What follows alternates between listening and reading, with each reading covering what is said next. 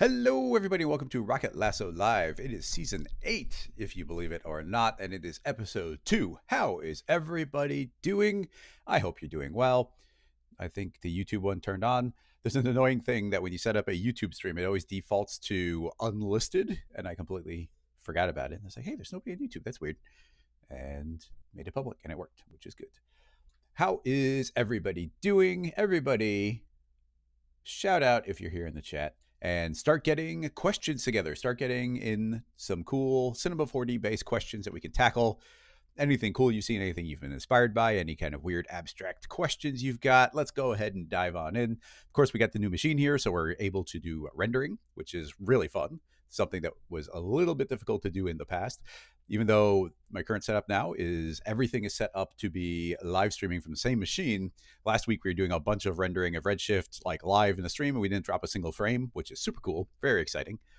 Continuing, let's see, what are some things I want to cover? Well, last week, for the first time ever, we tried doing a Rocket Lasso tips, or maybe it's just recording a tutorial live during the stream. And I think it went really well. It's kind of fun.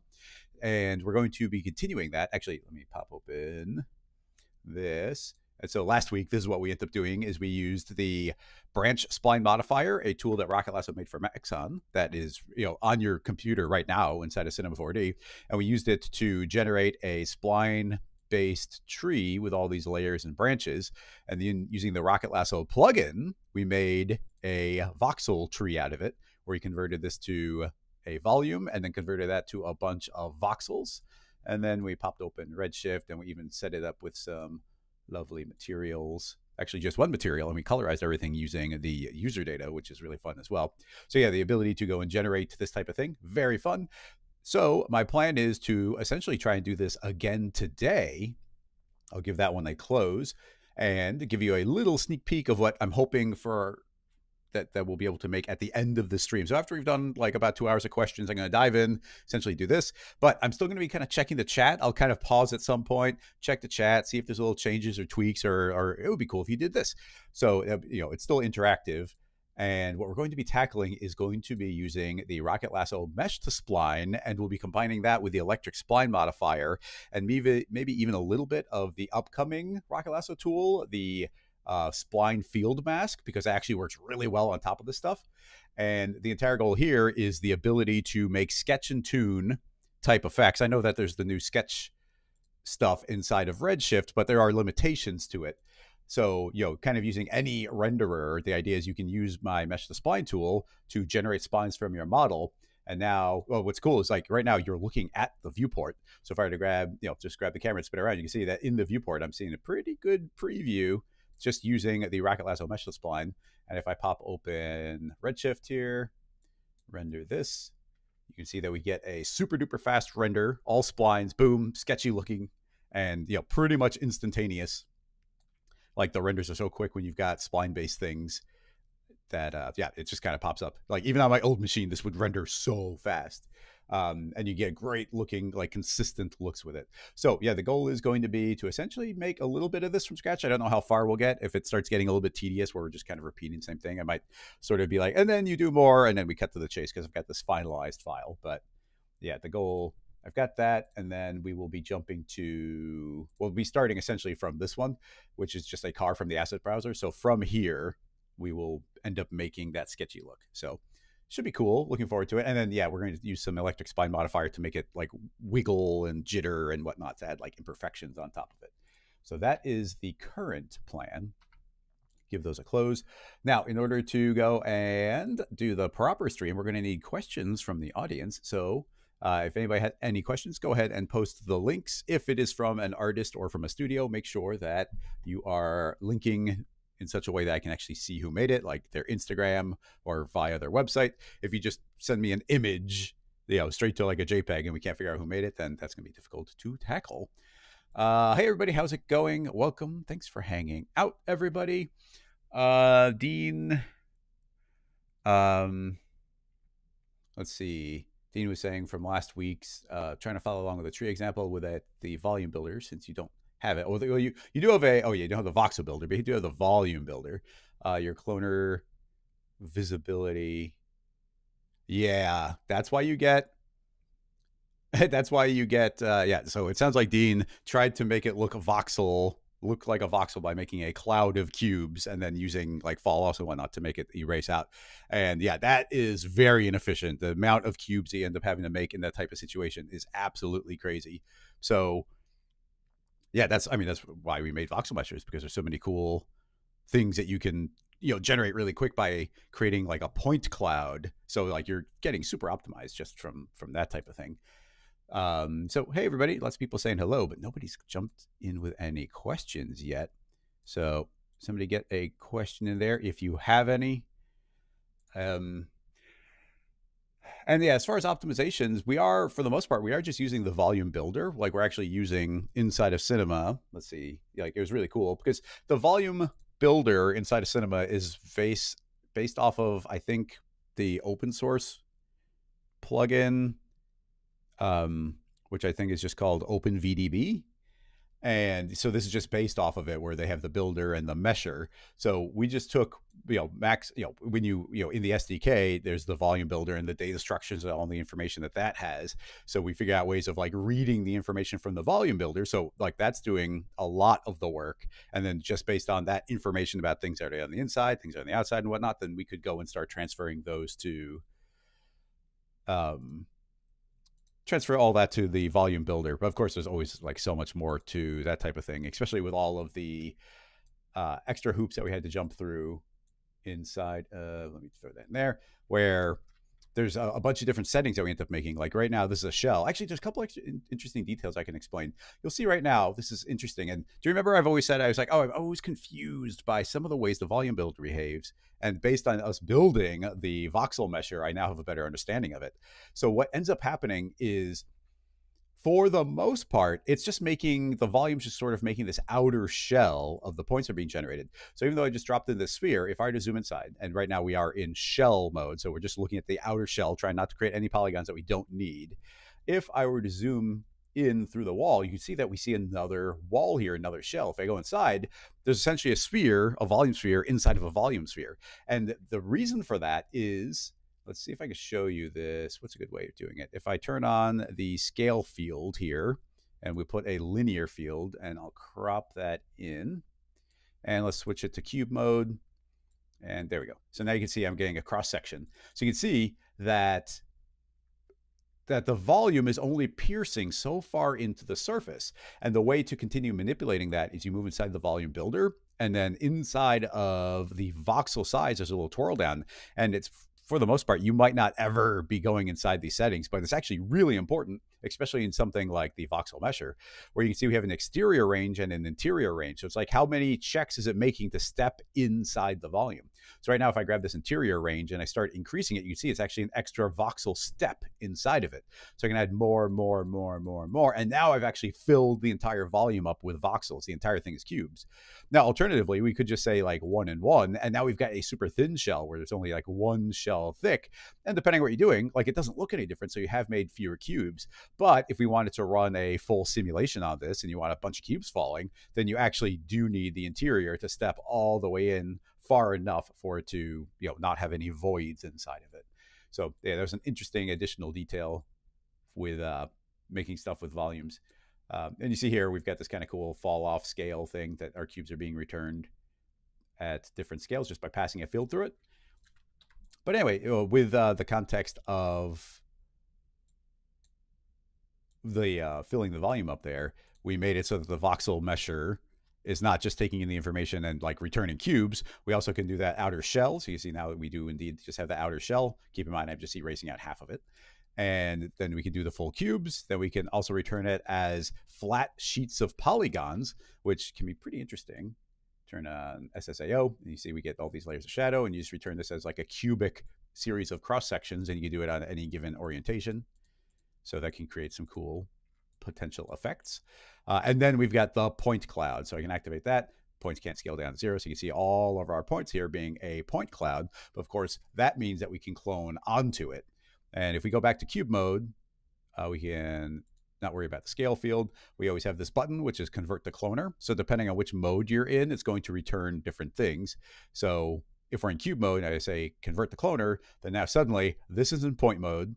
it creates a cloner, and now we've got a bunch of individual cubes, meaning I can grab the cube and do something like turn on some rounding here, drop that down to 1, 1, and yeah, just get a little bit of rounding on that, make a completely different look. And if you didn't know, something that's kind of cool, go back inside, go back to cube mode. If you hold down Alt, as you click the convert to cloner button, it'll actually turn it into spheres for you. So it's just a little shortcut so you don't have to create a copy. Let's see. Going back to check the chat, see if anybody's jumped in with any questions. And Michael's got a question: how to animate this effect? And if anybody else has any other questions, like, please throw them into the chat and I will get to them in the order that I see them. Let's see, we got YouTube video, mute the tab. How would you create this effect was the question. Let's pull it over here. I'm going to keep it tiny because you can get copyright strikes really easily. So we are currently looking at G2 research, so very cool. This looks, if I had to guess, this looks like a bullet going into Ballistics Gel. If you don't know, Ballistics Gel is essentially a jello-like substance that it has the equivalent thickness of essentially organic matter. So it's as if you're shooting a bullet through a body. So a very short clip, and I imagine we're just going to get a nice slow motion, or maybe it'll be me. Oh, okay, it's not even slow motion, it's just real time. So, okay, interesting. So, essentially the visual, I mean, there is no in between here. I imagine like this is going to be frame. If we go to like a video from the slow-mo guys, you might see it, but I imagine this is going to be one frame. It's there. I'm going frame by frame by hitting the, yeah. So there's one frame. Here's kind of like a little smoky shock. And then essentially it's already there in its final form. And then the gelatin just kind of calms down. So as far as this one's concerned, it's actually a lot more doable than a lot of them because essentially we can fake it. We don't even need to see the final end result, or we don't need to see it getting created. So we could just model the final result and then just kind of activate it. Now, obviously that's less fun, but let's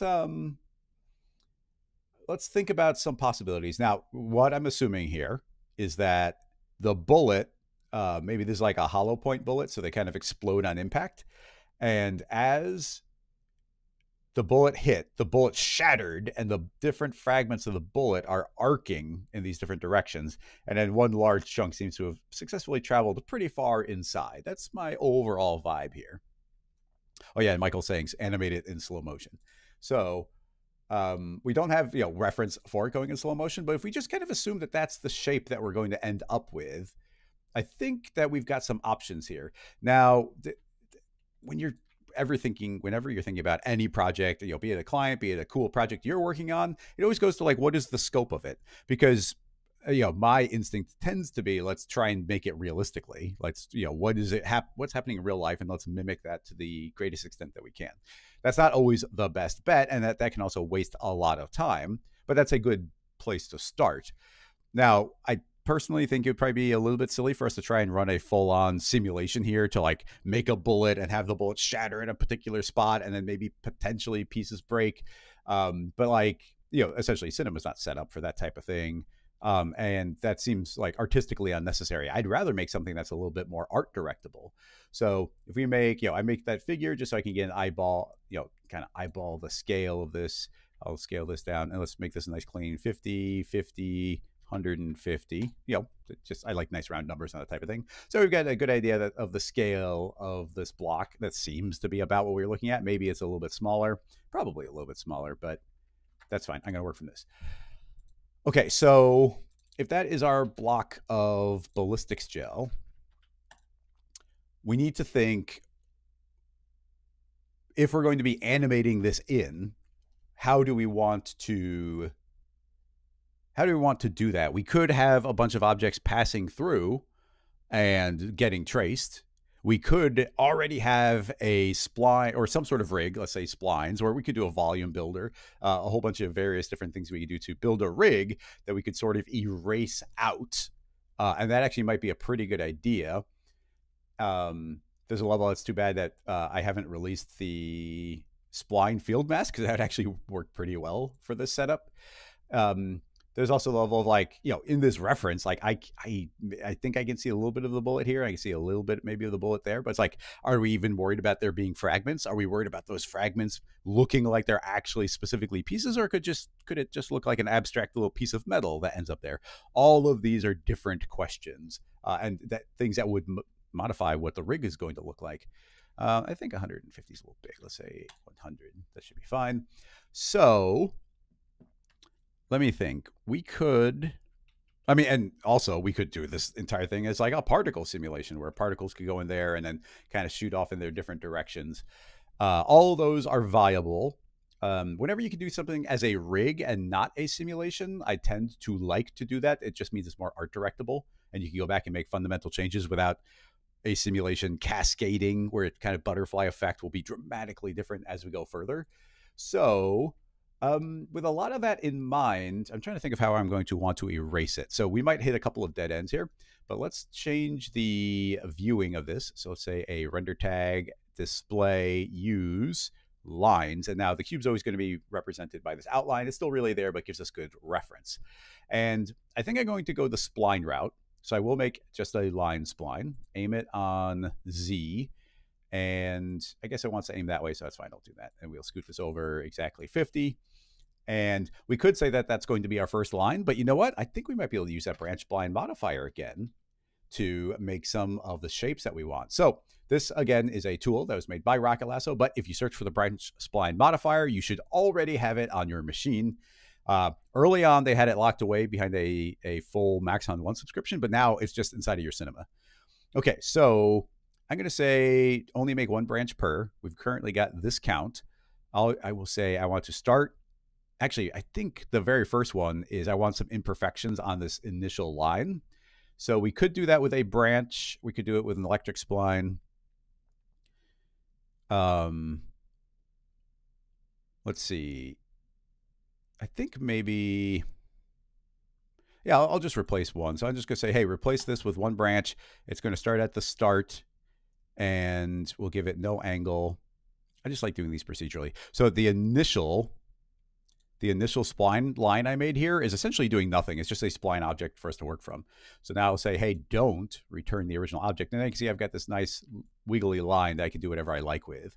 So we've got things like this gravity, and we can change the wiggle here. So I could like twist these around a little bit in space.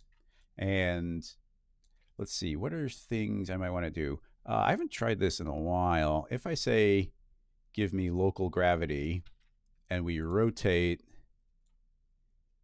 yeah, okay, so that's cool. If I rotate the object, it's kind of looking at local gravity, and it's looking at Y.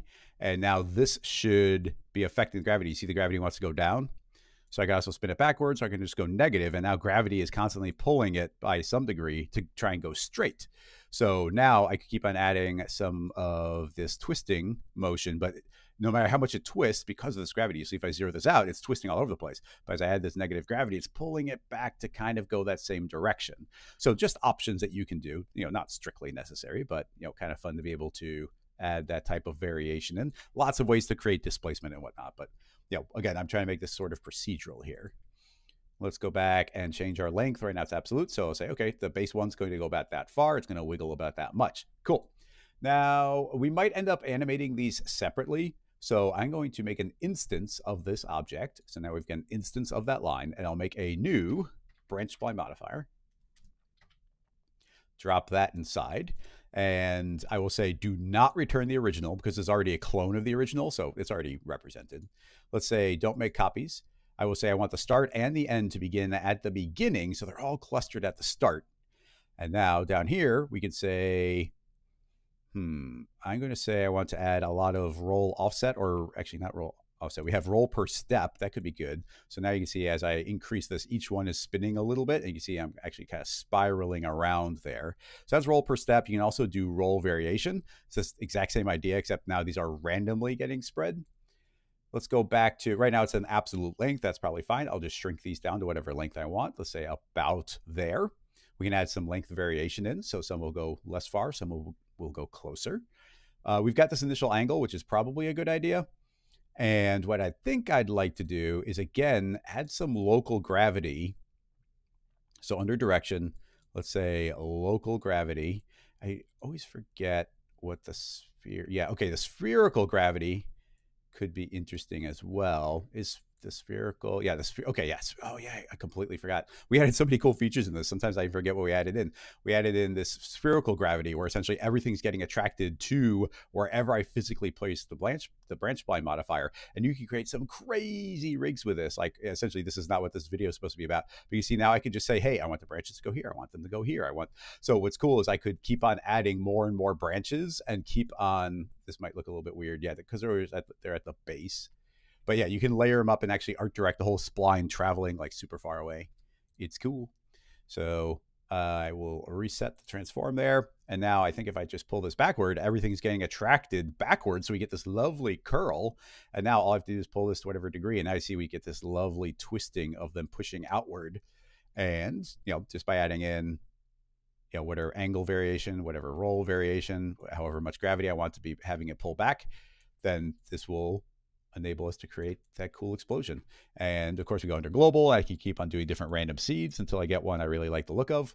I think the original one's actually doing a pretty good job for us. And now you can see that essentially, I think we've got a pretty good version of this shape, like the basics of it. Really easy to go through and modify it. I hit T for scale and scale these up. That's another cool feature you can do inside a branch spline modifier, because some of the parameters are metered. So it's a uniform scale you automatically get. Always very cool. And yeah, so this is going to kind of burst there. We could, it's all parametric. We can modify this however we like. I could say, actually, we want to start further up.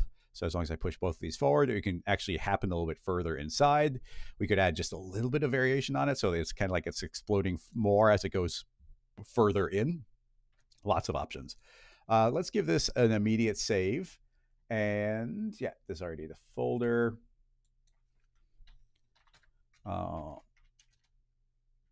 Gel bullet. All right, so that becomes kind of our art directed shape. We should be able to go back through and modify that whenever we want, however we want. Now, let me think how I want to do the next step. We've got options. We've got these two splines. I think a volume build is probably a pretty good way to go. Well, actually, before we get there, let me think about how do we want to animate this? If it's going in slow motion, we're going to want to see these slowly growing outward. Let's start. Actually, yeah, I made these separate, so I think this will actually work fine. Let's go and search also for another Rocket Lasso spline modifier already on your machine called the Trim Spline modifier.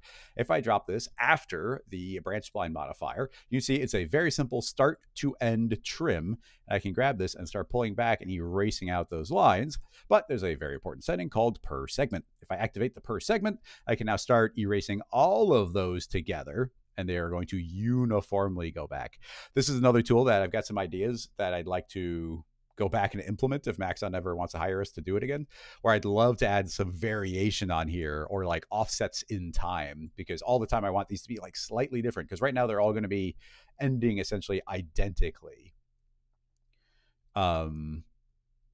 Now, I think technically there is a way. We added the length variation. So I think instead of using start and end, if we do this length mode as an alternative, we can actually get a good animation going. Okay, so this one is absolute. If we're in length mode, then it's absolute, and I can start pulling back on these. And the ones that are shorter essentially are going to get erased out quicker, and they're going to terminate early as they get pulled out. Although I guess that doesn't really make sense, does it? Like, you wouldn't want those to come out early. Yeah, interesting. Now you could do it from maybe, actually, this is really weird, but I think what I actually want to do is this, but in reverse. I want to erase it out from the start. So you see they all start at the same time, but then the ones that are short will get done first. And then the ones that are still longer are taking longer to erase out. And then we have an option to invert the return. So if I actually do the inverse, all of them start at the exact same time, and the ones that are shorter will actually terminate sooner. I've never actually specifically used it in this way, but that's pretty cool. So yeah, we can just keyframe this as a single parameter. And let's do that. I will say at the start, let's say that starts 10 frames in. We will keyframe from start, and I don't know how slow our slow motion will be. Let's say up to frame 65. And let's start increasing this until essentially everything is there. Now it is absolute length, so keep in mind if we change the length of the branch spline modifier, we'll have to change this as well. But let's just add a keyframe on there. And we're now starting in theory at the exact same point. So let's add a trim spline onto, I'm suddenly thinking I want to keyframe that differently. Let me put this here and let's see what we are returning. That seems a little bit weird. Why is it doing that? Seems to be returning that in reverse. Oh, that's why. We are modifying the line that's going to be consumed by this one. So we actually shouldn't be working from this as an original spline. I should make an instance of it.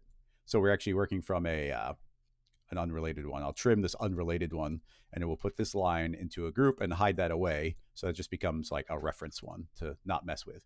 Okay, cool. So now I took my original trim spline and let's have this actually be the endpoint. So I'm going to keep on pushing this further and further and further until that is done animating right about there and keyframe that. And now that that is the case, I could copy this trim spline here and now they should essentially have the same pace. So now let's see. Now I'm going to go in and now you see we get this burst of them all traveling and they all extend at the exact same rate. And then this one's just going to travel further as it keeps on going. Now, I do believe that in super slow motion, all of these should be decelerating. So I'll delete that second one and we'll just modify the first one again. Although I guess each one, this method that I'm currently doing doesn't allow us to decelerate everything relative to their personal length. That would be another cool setting to be able to put into the tool. So I actually might, how do I want to do that? We don't need to, let me think.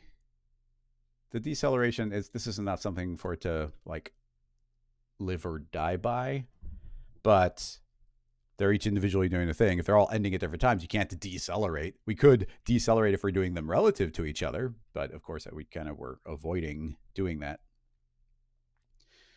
So I might just kind of wing it where we'll go into our F-curve manager. And let's see which one. This is the, let's just say main. So that's the main one. Let's go to F-curves and hit Control A, S. Why is that not show me this? Okay, there we go. So that's our current shape, and you can see it is decelerating, but it's also easing in. We don't want it to ease in, so we're going to say, okay, it's going to come in hot and then slow down to 0. And I did keyframe that to be near the end. Now, let's scrub until right about there when all of our other lines are terminating, which is going to be right about that position. So now I will, again, delete the old one, copy this over, get rid of the word main. So now we've got that same spline, but actually it's going to essentially terminate there. So I'll just create a new point right there. So all of this stuff doesn't really matter, but we know that that is essentially matching the speed of the other one. So again, let's have that ease out. And it's already got that initial curve. So they're all kind of bursting at the same speed and then decelerating. In theory, it should probably be decelerating over the entire length of it. But yeah, that should give us a little bit of deceleration. So let's see. Give it a quick save, hit play. And boom. Kind of feel like that long one. I mean, yeah, I guess it would have to decelerate too. So I'm being a little silly here. The this one, it just has to happen faster. It's going to decelerate quicker. Like everything has to happen like within like a tiny amount of time. So that can't be traveling all super slow. I know it's in slow motion, but the also, let's see, it feels constant. So I'm going to go back into the F curves and yeah, see right there, I felt some weird timing there. So again, I need this to be really bursting its way in and then decelerating like this one already was. Okay, cool. Let's check that out. Yeah, okay, better. I can probably pull it back out again now. Yeah, that works. So, it would be simple enough later for us to scale the time for it to be in more slow motion if we want to. But yeah, just, procedural, couple of keyframes. And now I think let's start playing with the idea of this being a volume. I have a couple thoughts there. Let's see what ends up happening. Let's just create a volume to start out with. And we'll throw both of our, does the thickness matter? I mean, when we look here, It's thicker down here, pretty random there. I think we can treat them as one. So I'm going to create a connect object, drop them both inside, tell it not to weld, and now we can treat them as a single spline. Drop them in the volume builder.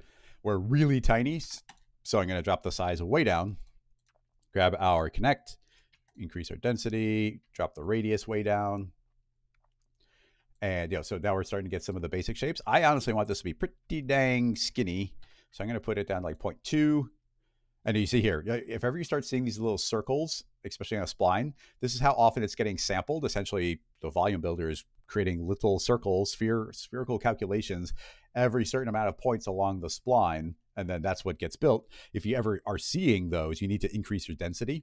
Like right now, if I increase this, you're going to see that there's even, well, that's more density. If we go to 0.5, you can see it's sampling less often. And I mean, this could make for a cool effect. We could build a volume out of that.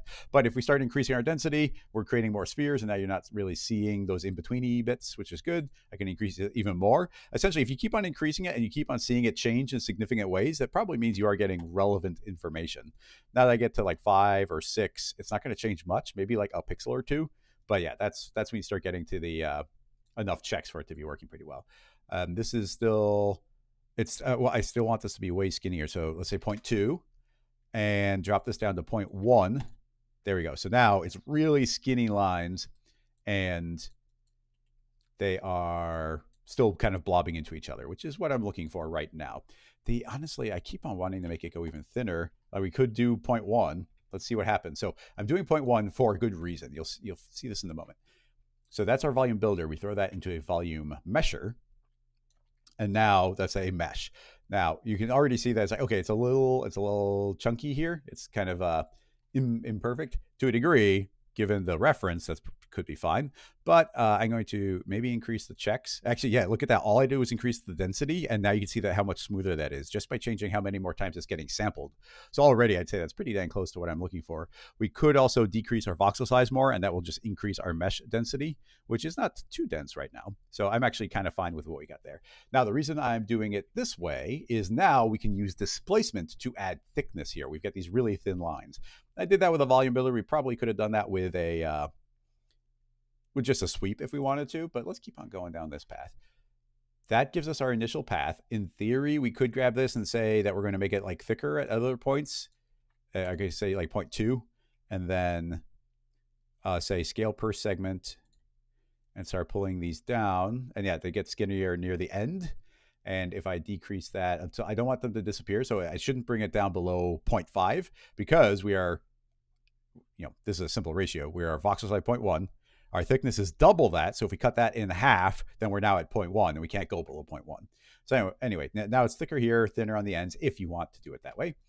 And now we create a simple displacement. We can do that with a displacer, or I can even use the plane effector. So I'll use this. I always like renaming it to .deform to remind me of what it's doing. Let's deform point mode. You see that's gone super crazy. Now let's not deform on Y. Instead, let's deform on Z. And you can see that it's actually inflating the entire thing. So now we get this lovely parametric inflation as we go. Now we can inflate these lines just by displacing them however we like. So one good way to do that might be dropping in the spline object as a spline object. Now you see they're getting thicker as they go. And now we just need to reverse that. So under remapping, I'll say invert, and now you can see the thicker down here. And then that's fine, but I also want a lot of randomness here. And that's one of the main reasons to do this part of the process is under fields. Let's grab ourselves a random field and let's just completely override it. So now we're just seeing the random field. And now simply by changing the scale here, you can see that we are piping in all of this variation. So the reference, let's take a glance at it. It's pretty chaotic. It's like there's like kind of bubbles in certain spots here. You see it got big, thinner, bigger, super thin, bigger. So, those are things that we can essentially mimic. And if we wanted like really chaotic, we can grab something like Luca. You probably want to still make it pretty large until you start getting some uniformity. This is actually pretty good. Like some of those shapes, I like the way those are looking. Then we could... I might pull the spline above it, and now we'll say multiply. So now one is a variable on top of the other, or you could say overlay. So now, generally speaking, this is going to try and thicken at the beginning, and general is going to try and make the ends thinner. But the Luca, if it still gets bright, you can still see it was able to make like an extra bulge there at the end. So all of that still works. Taking a glance here, it does seem like maybe where the bullet is, there ends up being like a little extra blob near the end. So we could art direct that. If we move inside of our remapping, we are still inverting, so some of this might be a little unintuitive, but under our contour, this is that spline. Under remapping. We can say contour mode curve, and now we can art direct this curve. So you can see here, this is how I'm actually, it's inverse of what I think. That's making it thinner, so we can pull it down and make it thicker down there.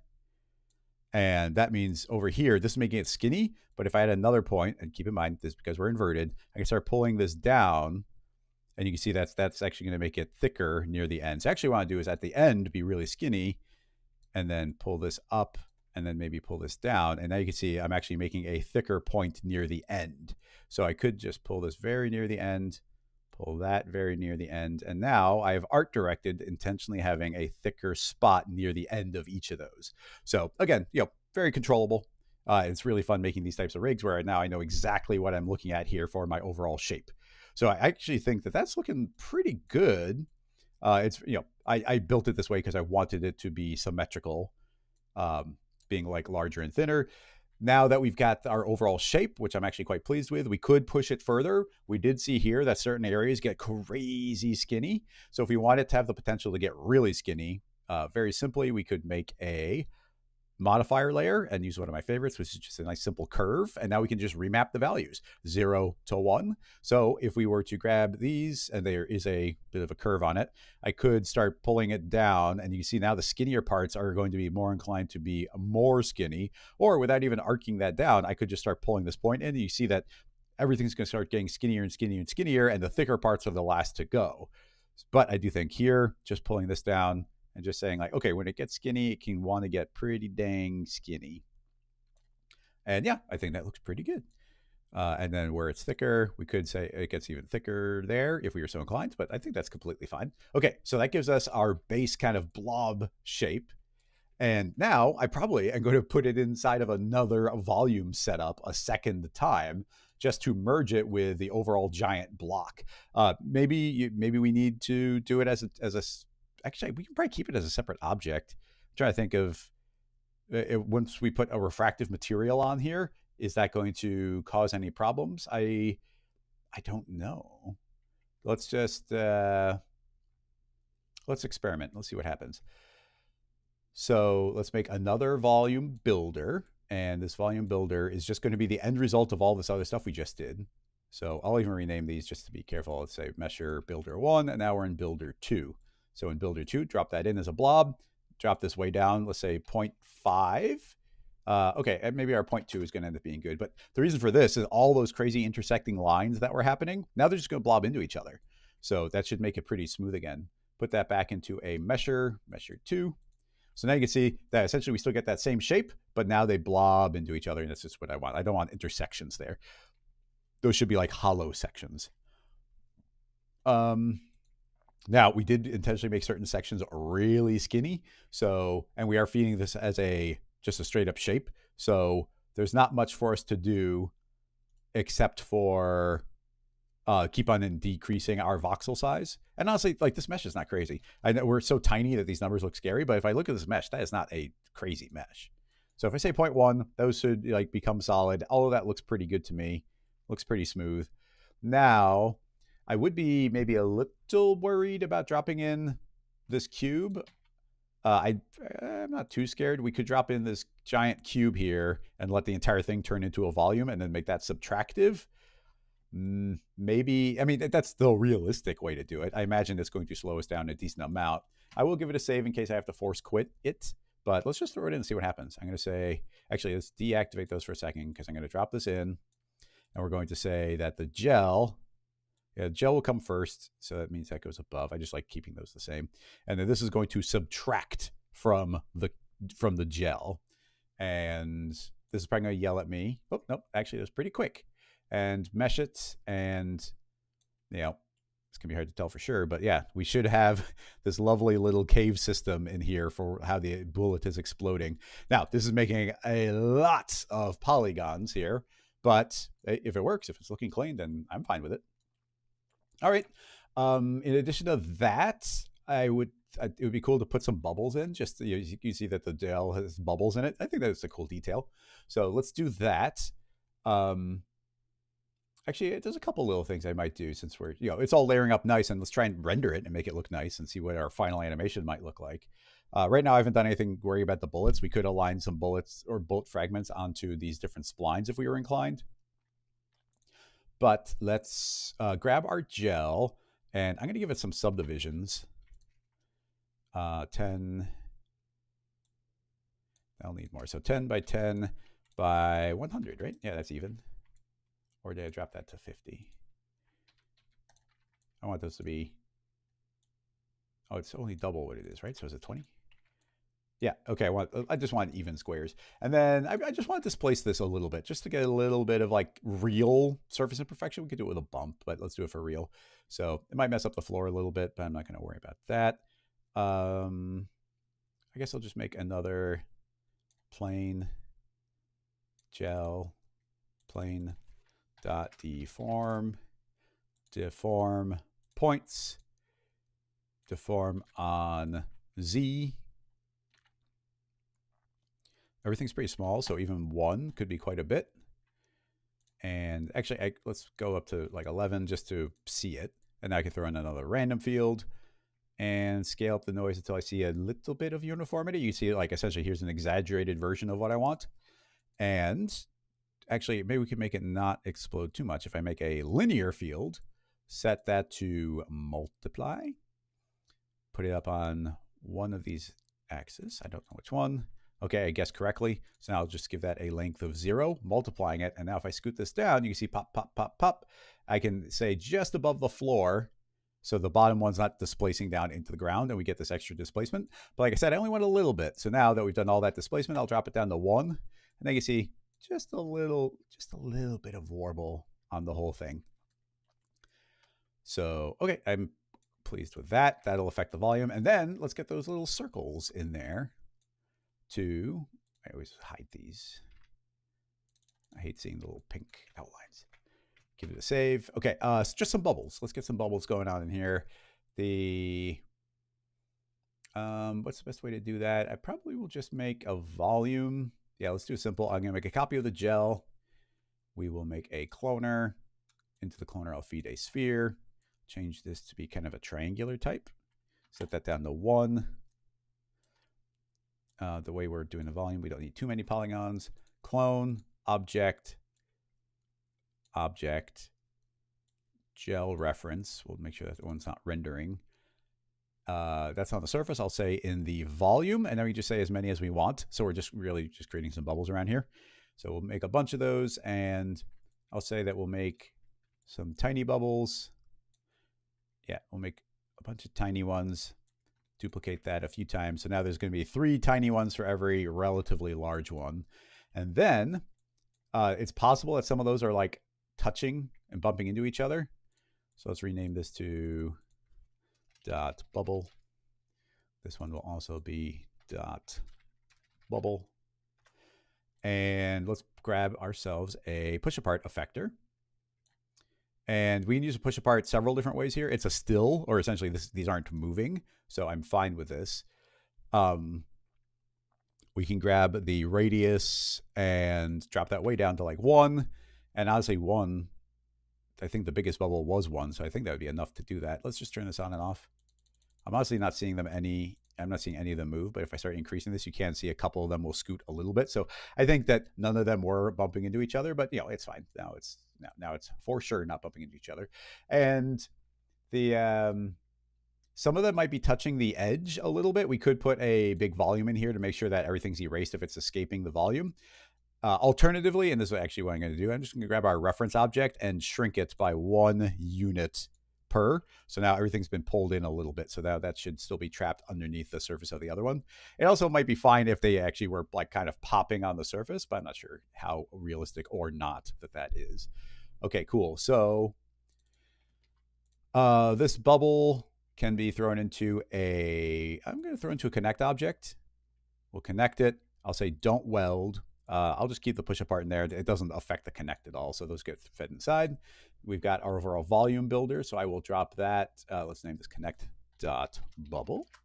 Drop that into our volume builder 2. And that's still on. And now inside of here, now we've got connect bubble. That will also subtract from the final mesh. So now I can reactivate. And while we don't see them, we can now see that our mesh is a little bit bubbly all over. And if we move inside, you can see that indeed we do have these spheres. Oh yeah, I forgot one more thing I was going to do, which I think can just be done here. We've got these bubbles. I should add some scale variation on there. So let's add on a random. I'll say random.scale. I will say I want not the position, but I want the scale to uniformly, absolutely be able to go to minus 0.9. So now those bubbles can go anywhere down from their current size to 10% of their original size, and they only get smaller because we are uniform and absolute. And they'll all be perfect circles. I'm fine with that. We could displace them in some ways, but I imagine that these bubbles are pretty dang close to circular anyway. Okay, so that should give us bubbles. It's a rig. It's a bubble rig, so I can just click a button and make there be twice as many bubbles if we like the way they look. So we've got that. Because we're making it look pretty, why don't we go and grab some sort of desk from here? So let's go to our models, search for the word desk. Maxon's been doing a really nice job of making as many models as they can be Redshift compatible. Here you see the old one, but here you see the new version of it that's been made into Redshift material. So, that's cool. Now I should be able to just right click here, say reveal an asset browser. And now here is a list of office tables is what they're calling them. Let's get fancy. Let's grab this fancy table. So it's Redshift materials, which is nice. Let's grab it, spin it. I'm fine with the gel where it currently is being 0. So I'll just view this from the side, eyeball this, and scoot it down until we're pretty much right there.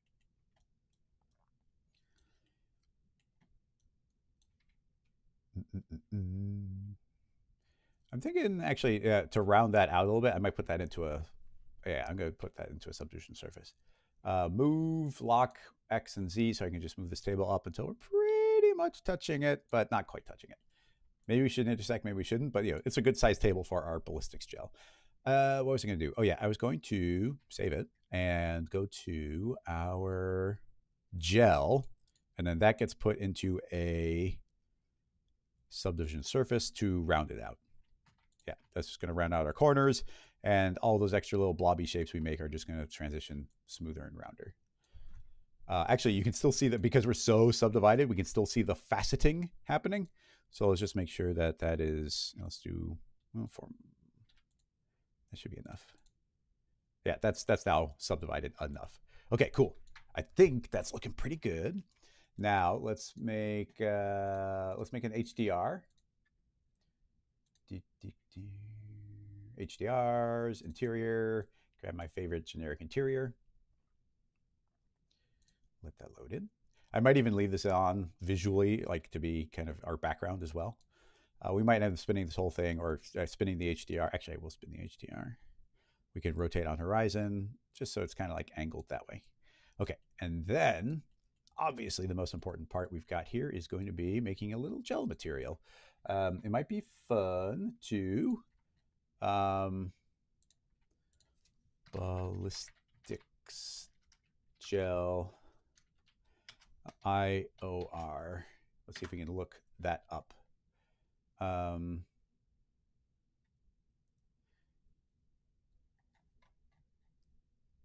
Let's see. This actually might be a good question for Google to do it. Yeah, I just want a number. So it's saying, I mean, it's fine for me. I'm just going to grab this one, 1.38. Okay, so make a material, call it gel. Let's throw this onto our final volume mesher 2. Inside of that, we are going to be modifying our IOR. We're going to be making it quite transparent. Let's just start out with 100% transparent. Why not? And currently there's a little bit of roughness, which means there's also a little bit of roughness in the transmission. And I definitely want to make it slightly murky just for fun. But let's pop open our Redshift renderer and see what this looks like right now. Okay. Did I not activate something? Where is all of the internals? It's hiccuping right now, hopefully not crashing. But I'd saved it very, very, very recently, so even if it did crash, it's not going to lose much.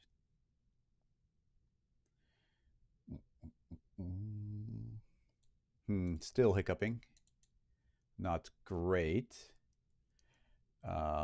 Ballistics is saying that the desk looks exactly like one they just gave away. You could have put Ballistics Gel on it. Yeah, I'm not sure what it didn't like about that, but I'm gonna kill it.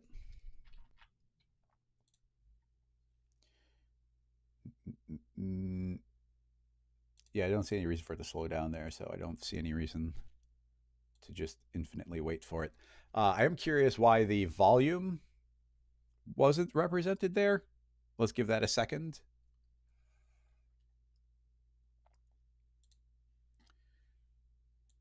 And we're back. And look, I had already been making the gel and I saved it. Okay, cool. So, and A. Actually, I guess we gotta stay here. And okay, did dropping in. Okay, that's what happened. Because we dropped the subdivision surface in, it rearranged the order of the hierarchy. And yeah, it put it at the top so that there was no, the volume wasn't doing its thing. So now it's there. Okay, cool. Now it just, crashed for no good reason as far as I could tell. But now let's just give it another go. I hit save again. So. Oh, look at that. Wow, that's cool. All right, excellent. I like the bubbles. I'm going to make the big bubbles smaller. We're going to make more bubbles. We're going to get rid of some of this transparent. Let's get rid of some of the. I like the roughness here. We have to do a slightly unintuitive thing, and that's give negative roughness. So now it becomes clear. Yeah, very cool. Look at that. Very nice. And then I was saying I might like to add some depth on here. I think it's a scatter color, right? So if I'm just going to make it green. Let's make it jello-y. If we add in a depth, then yeah, now you can see that there's it kind of gets murkier as it goes. So if we make that a very lightly colored, or is it, oh, okay, the darker it is, the more transparent it is. Okay, so I don't know what color the Ballistics Gel is, but it's not unusual to see it actually as this orangey color. So actually, yeah, that's kind of cool. I know it's a little bit more artistic liberty, but let's do that. Make it a little bit more yellow. Yeah, it's kind of like that nasty ballistics orangey color. And by, we can make it, here it's so murky, it might as well be like coffee. And as we make it darker and darker, we can make it more and more transparent. So to the point where there's just like a hint of it, or to the point where it's actually, kind of getting visually obscured. Now we could make it lighter, or more in this white spectrum, and pull it back, and that's going to get rid of some of that yellow color, but we can still make it be pretty murky. But yeah, I think I liked the yellow, so let's crank that up and go pretty dark. Okay, cool. Yeah, I still want it to be pretty dang transparent. Did we like a little bit of roughness in there? Yeah, like see that? It's going to slow our render down, but it should be pretty quick. So yeah, increasing this to whatever extent we can make it still a little bit blurry. Very nice. Let's grab our cloner, and we've got our larger bubble. I'm going to drop the biggest one down to 0.25. And so now those big ones are going to shrink. And now we can grab our cloner and say, give us, I don't know, 5 times as many bubbles. Why not? The push apart should do its job and push everything slightly out of the way. Now we get all these lovely little bubbles. And honestly, I'm going to cut even these down to 0.25. This one, oh, actually, I made the big ones even smaller, so the big one should be bigger than that, 45. And yeah, now we get a handful of bigger ones, and then we get smaller ones. We could distribute them, a little bit more towards the top or towards the left, towards the right. But right now, pure randomness is completely fine with me. And yeah, that's looking great as a still. Now what's cool is we already did the keyframes. Now we did put the bullets in. We could put a bullet in or not put the bullet in if we want to or not want to. And yeah, let's mess with some of the lighting a little bit. As Michael is saying, we could do some higher contrast ones. Let's also just spin this around and see if we get like a nice highlight.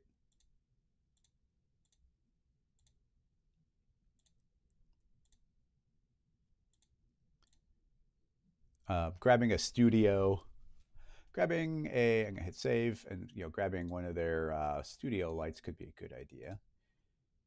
Studio, they don't have too many of them, but we could drop some of these in and see if they look good. That one's nice and simple. Now we don't want the light actually behind us because that's making it so bright that we don't get the contrast. Yeah, see, that just picks up the highlights really nice. I mean, that's still pretty cool when it's all silhouetted, but yeah, we got a lot of options here.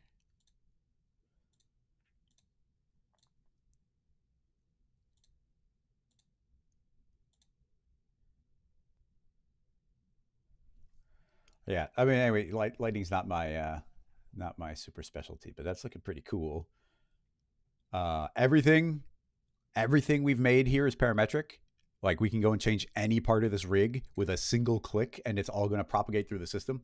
I don't want to do anything too dangerous. And I just saved it, so we won't lose anything.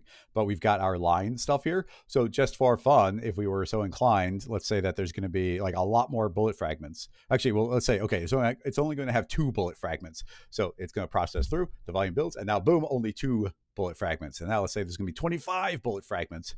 And the instant I do, because we built it as a clean rig, I don't have to run a simulation. We just have more pieces breaking apart here. So yeah, so anyway, ultimate control, very fun. Modify any slider and it should just propagate through the system. Looking very cool. Now, the one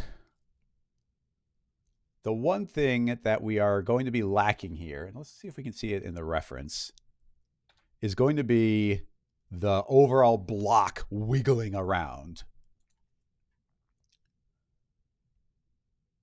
There's going to be a lot of it.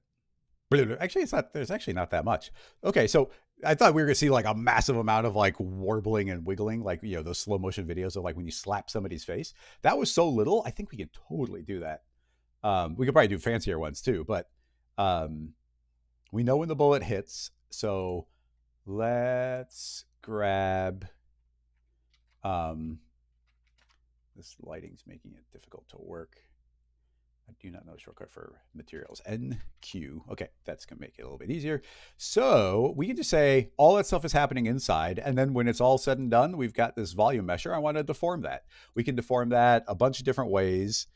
I'm thinking, there's a lot of polygons. So I'm worried about putting anything too fancy on there. But the simplest possible thing here would probably just be a little bit of shear. We don't actually use it that often. And there's a lot of effects that we could do that could end up looking kind of cool.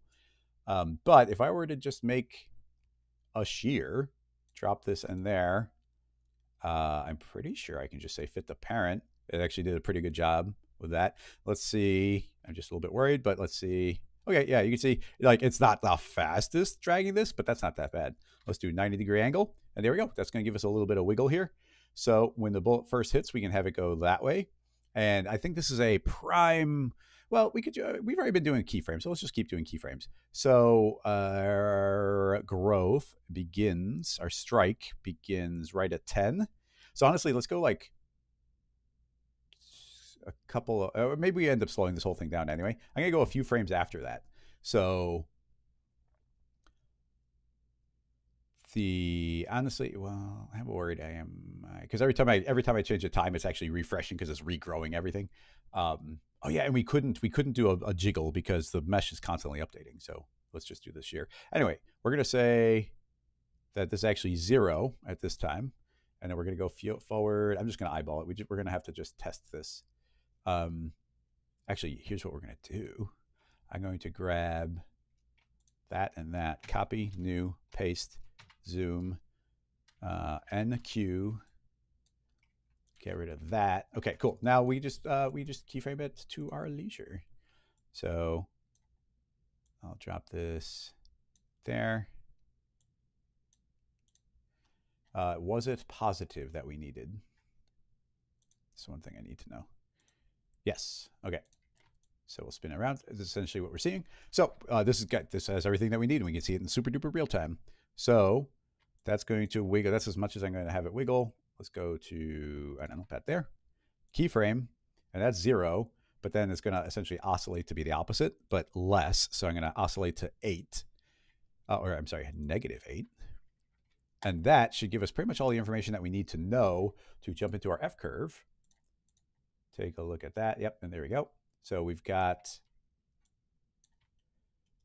that. So now we can just start creating additional keyframes. Hold down Control, make a keyframe, and we can essentially, I just want these nice clean arcs, and each time it's going to go less length and less far up and down. We'll smooth out these curves in a moment.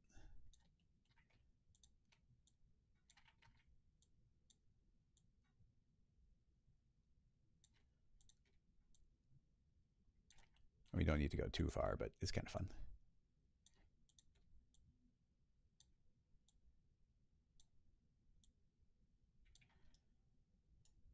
Is that 0? It's pretty dang close to 0. I'll type in 0. Okay, cool. So that's 0. Okay, so that's giving us a first pass at the wobbling. Let's give these all their curve. And I feel like maybe a couple of these should be a little bit faster as the jiggles get quicker. Bigger. Pull that away. Have that go a little higher, a little lower just for the first ones. Okay, let's see how that looks. I mean, it is supposed to be in slow motion, so that's something I should keep in mind, that we're seeing the whole thing grow. So honestly, this might be fast. So yeah, let's grab those and scale them up. Is that what we want? Yeah, if you haven't, there's this little deformer box thing you can grab, and now I can stretch these. And yeah, all the points will snap to the closest possible time, but I was able to just deform them as a group. So cool. That's stretched out, and now we've got this little. That's fine. I mean, we'll end up seeing how it looks. And there's other effects we could do. We could layer up a bunch of things. It would be, if you were getting cartoony, we could put like a taper in there, so it's kind of like tapering in and out. Like I said, we can't really jiggle it. Oh, you know what? There would be a way we could jiggle it. It's in slow motion. I'm not sure if it would do it, but we could use a mesh deformer. I think a mesh deformer would work, but you have to initialize, so maybe it wouldn't work. I guess we could put FFD. Can you deform an FFD? We could do a big rig to do it. But anyway, I don't think it's worth the extra detail. But there's our old shear. Paste in our new one. Paste it in. Delete. Save. That should just be propagated through now. So cool. Is there much more to do? I mean, we didn't put the bullet fragments in there, but at this point, you know how to keyframe bullet fragments on there. Let's just see how this ends up looking. Render settings. That's fine there. All frames. Don't worry about saving. Maybe we will save. It's typically not a great idea to save directly as a video, but just so we have like a little reference for our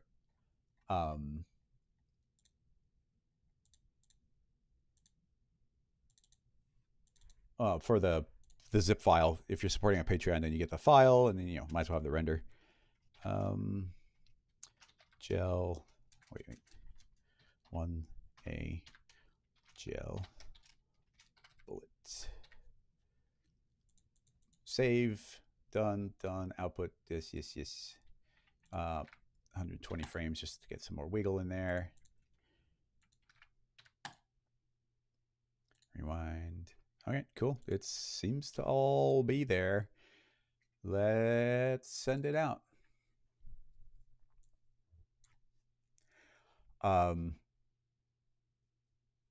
Yeah, a little preview. I mean, it's rendering relatively well. Oh, I was actually going to drop the render settings down. Advanced, redshift, 0.1. I mean, it's, lovely at 0.1 or 0.01, but let's do 0.1. Just have that go a little faster. A million things we need to do here. We could spend more time putting very specific lights in the scene. We could have put a floor. We could put walls in the background. We could layer up more, a ton of things. We could add the bullet in there. There's a bit of a puff of smoke, I feel like, but we're not going to worry about that. We're just going to let this go through. We did tell the bullet to not do anything for like 10 frames. So, that makes sense. We're looking at this animation. And if there's like a little bit of camera wiggle or imperfections going, that would go a long way. But we're going to be wrapping this one up soon. So, actually, I see Gumbo Inc. already put another question in there. So we do have other ones lined up. Ang asking, oh, okay, you're asking a particle question. Flavio, yes, there is a setting to the adaptive setting inside of the volume builder for dramatically dropping the poly count down, but it does give you triangles. So if you don't need to turn it on, like I'll turn that on sometimes when I'm going to be doing a volume, or I'm going to do a remesh on it, but not strictly necessary. Like it return. Here's what I want to say is, yes, it is technically returning you fewer polygons, and there's good reasons to want fewer polygons, believe me. But it's actually a longer calculation. It still had to do all the stuff it already did, and then an algorithm for removing flat polygons. So it's actually slower, and then you're more likely to get staticky mesh, where this is going to be cleaner. Okay, well, very quickly you can see that is bursting in. Very cool. Obviously we can go back and slow that down as much as we want. It's just keyframes. That should be starting to taper over a little bit. And it's just tapering over the entire final mesh. So that should not influence anything else. Oh, look at that. Oh, that looks amazing. But, I mean, I was expecting it to look, but because of the way we made the rig, it was like it couldn't do anything but look like that. But that looks cool. And the fact that it's like, if we don't want as much curve, we can get rid of the curve. If we want them to be able to twist around a little bit, we can have them twist around a little bit. Like, there's just the gravity is what's having it curve back so far. I just wanted to get those lovely arcs in there. Oh, yeah, here comes that little shockwave of it wiggling. So that's pretty cool. I mean, it's kind of tilting over. I could get rid of the sheer, right now it's got a curvature. I could have gotten rid of the curvature. I guess, I don't know if you would want to get rid of the curvature.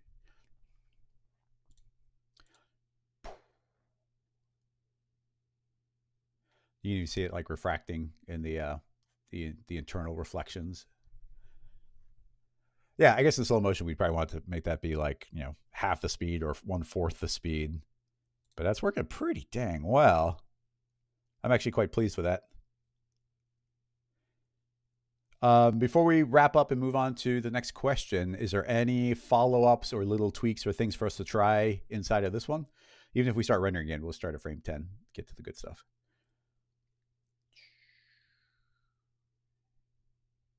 It passing through that cloud of noise.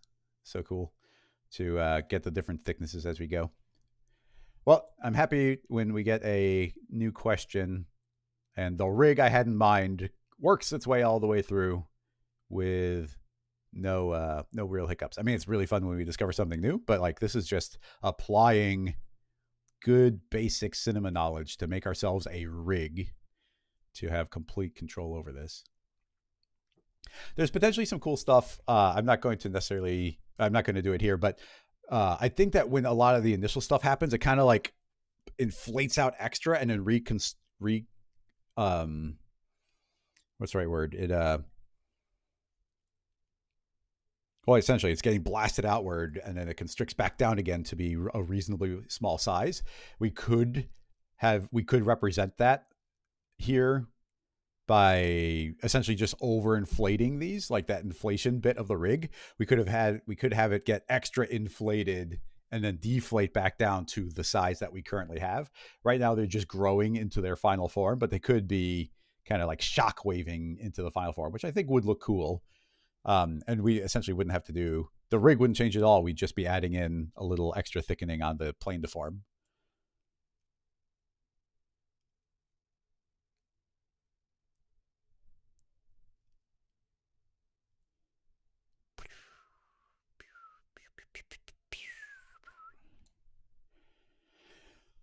Um, yeah, a puff of entry wounds. Yeah, we could put a little pyro simulation there, get a little bit of smoke coming out the back. I mean, obviously we didn't even have the bullet in there, like flying through the air, which you could do. The um, let's see, just seeing if there's anything else to follow here. I think Joel just got here. But yeah, it is a giant Jello. What flavor Jello here would be sort of this yellow brown. But yeah, we're doing Ballistics Gel. I just put it on a fancy table because why not?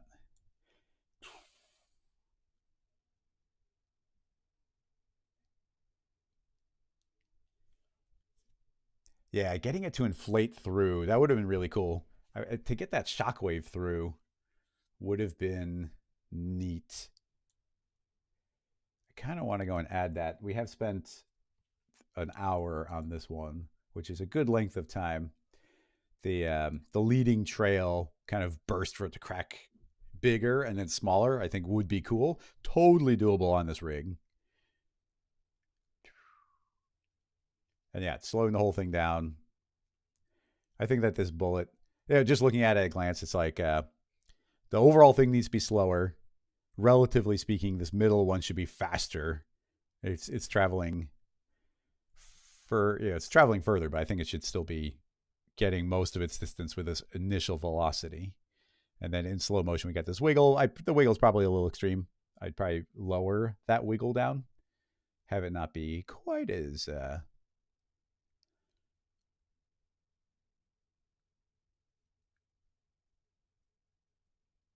quite as uniform back and forth. It could be moving half the amount or even a third of the amount. It'd still be looking okay.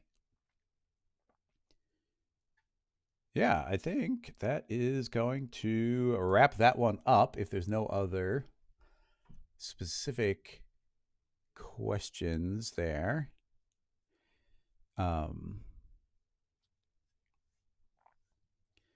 Let's see. Thank you, Squishy Pixel. Let's see.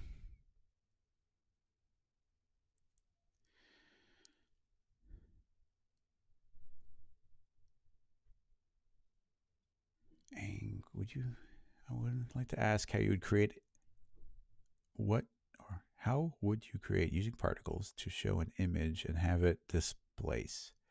What's a Rangoli? I do not know.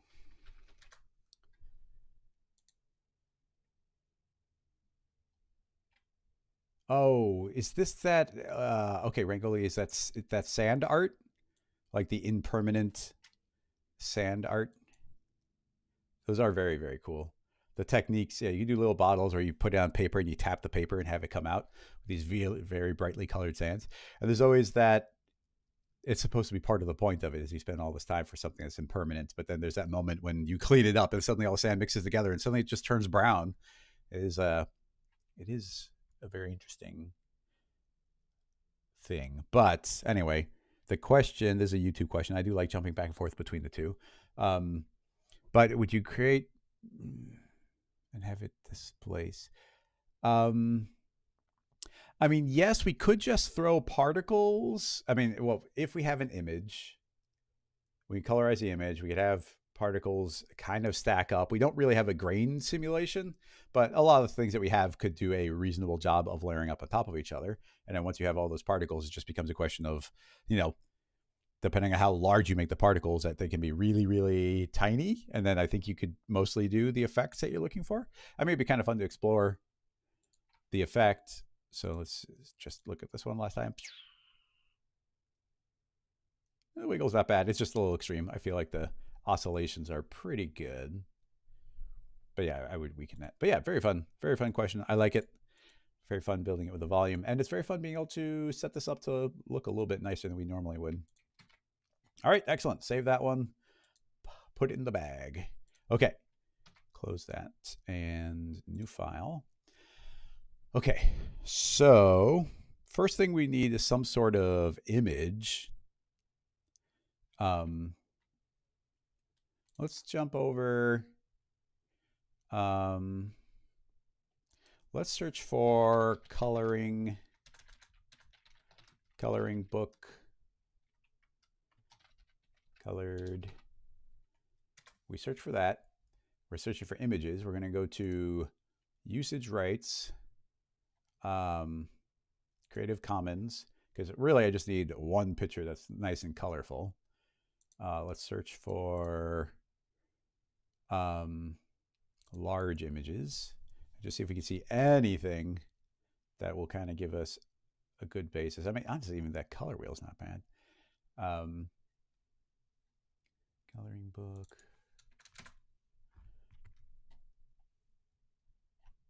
Did I lose my... No, I remembered. Good.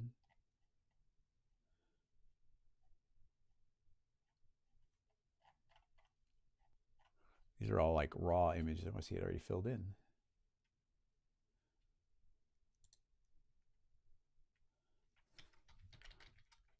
Colorful.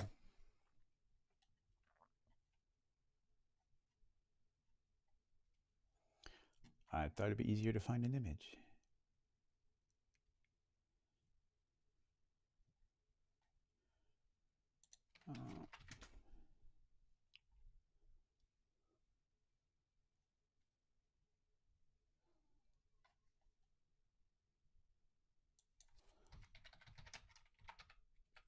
Color wheel. Still Creative Commons. Okay, let's just find a color wheel we like the look of.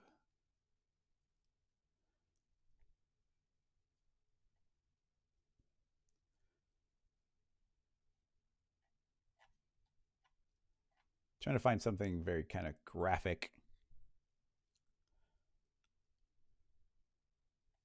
I mean, it's not the most colorful. It looks kind of pixelated. Yeah, it's super pixelated.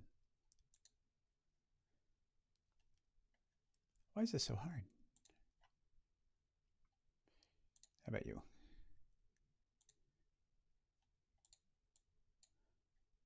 It's kind of fun.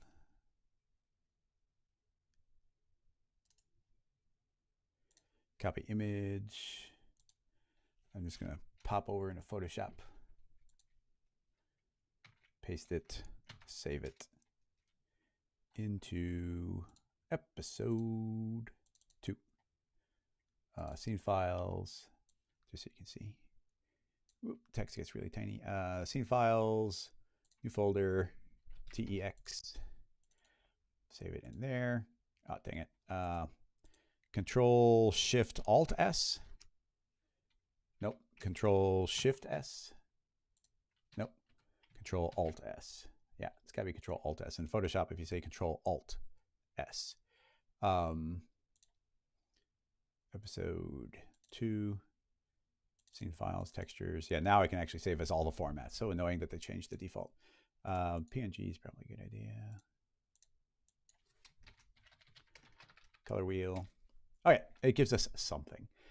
I wonder about a mask we might need. But anyway, let's jump over here. Okay, I haven't done, I'm trying to think of, well, anyway, I don't have my particle layout. I really want, okay, if we're doing a particle thing, I got to install my particle layout. So apologies for needing to take a minute, but I got to do it. Let me open up an old version of Cinema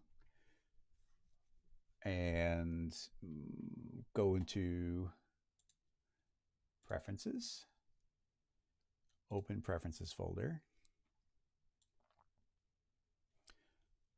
So there's my preference folder. I think we go into Library.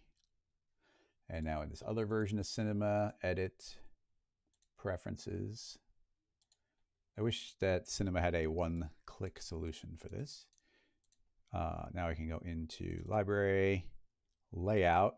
Actually, yeah, I'll just steal the layout. So essentially all you have to do is go to your old version of Cinema, click the button, go to a new version of Cinema, navigate to library, and I'll just steal the layout.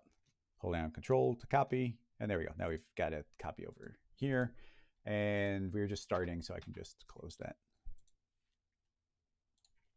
And now we should have my particle layout.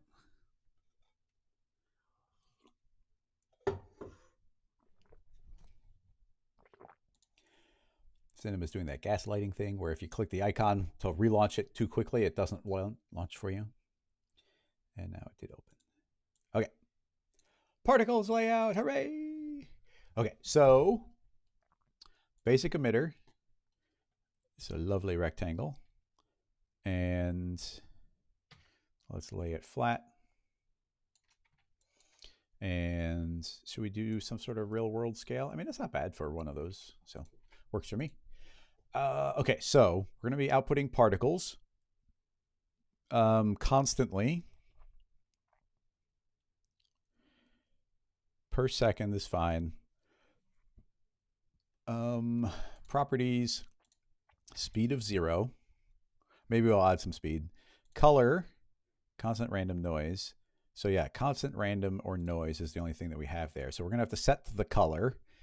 And that we probably will do with a field. Okay, let's find out. So I can hit play, and we're gonna have some particles start getting spat out. Give ourselves, I'm just gonna give us 9,000 frames. Okay, let's do 10 times the number of particles. Okay, let's do 10 times the number of particles again. Okay, that's a little bit better. We'll probably need to crank it up even more than that. Okay, so let's immediately give it a save to a, what was it called?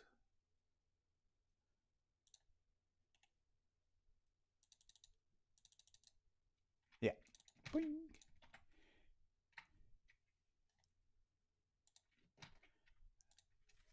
Rangoli. Okay.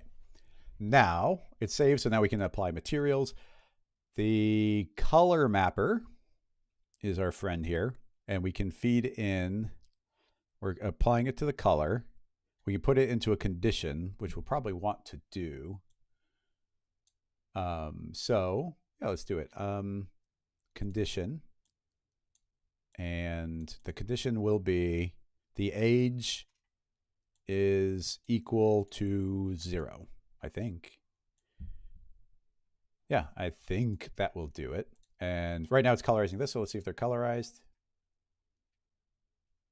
Yeah, they're all being born as red. That's fine. That's what we want. Now we say it's going to sample a field, and inside the field we will say we want to sample a shader field, and the shader field is going to sample a shader, and the shader is going to be episode 2, scene files, texture, color wheel.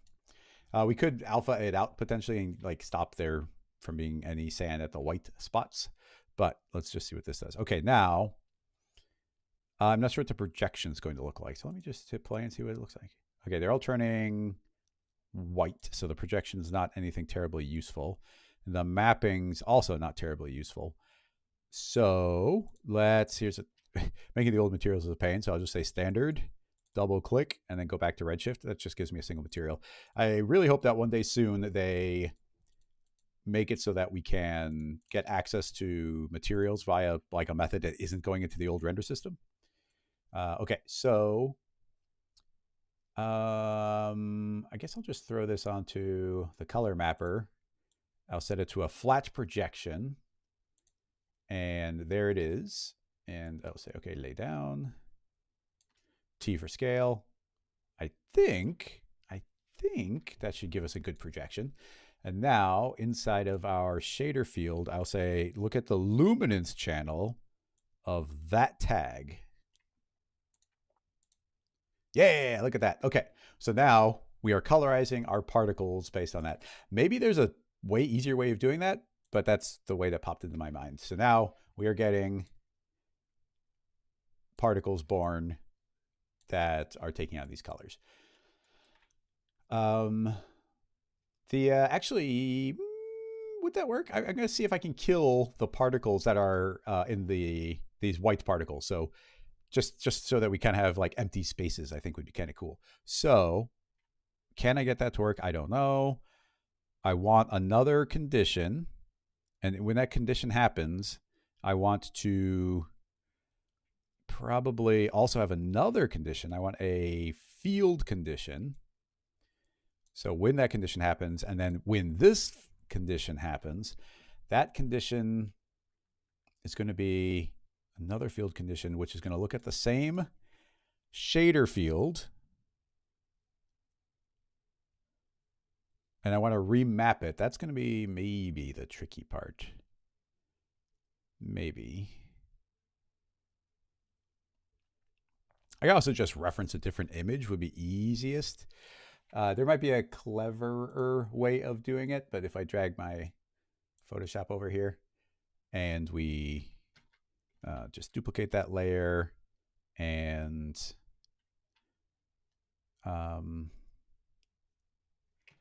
let's see, sorry, everything's appearing on the other monitor. Drain out all the saturation, go to levels, and crunch those in. Doesn't need to be perfect. That should kind of give us an alpha I can work from. So Control-Alt-S allows us to save a PNG.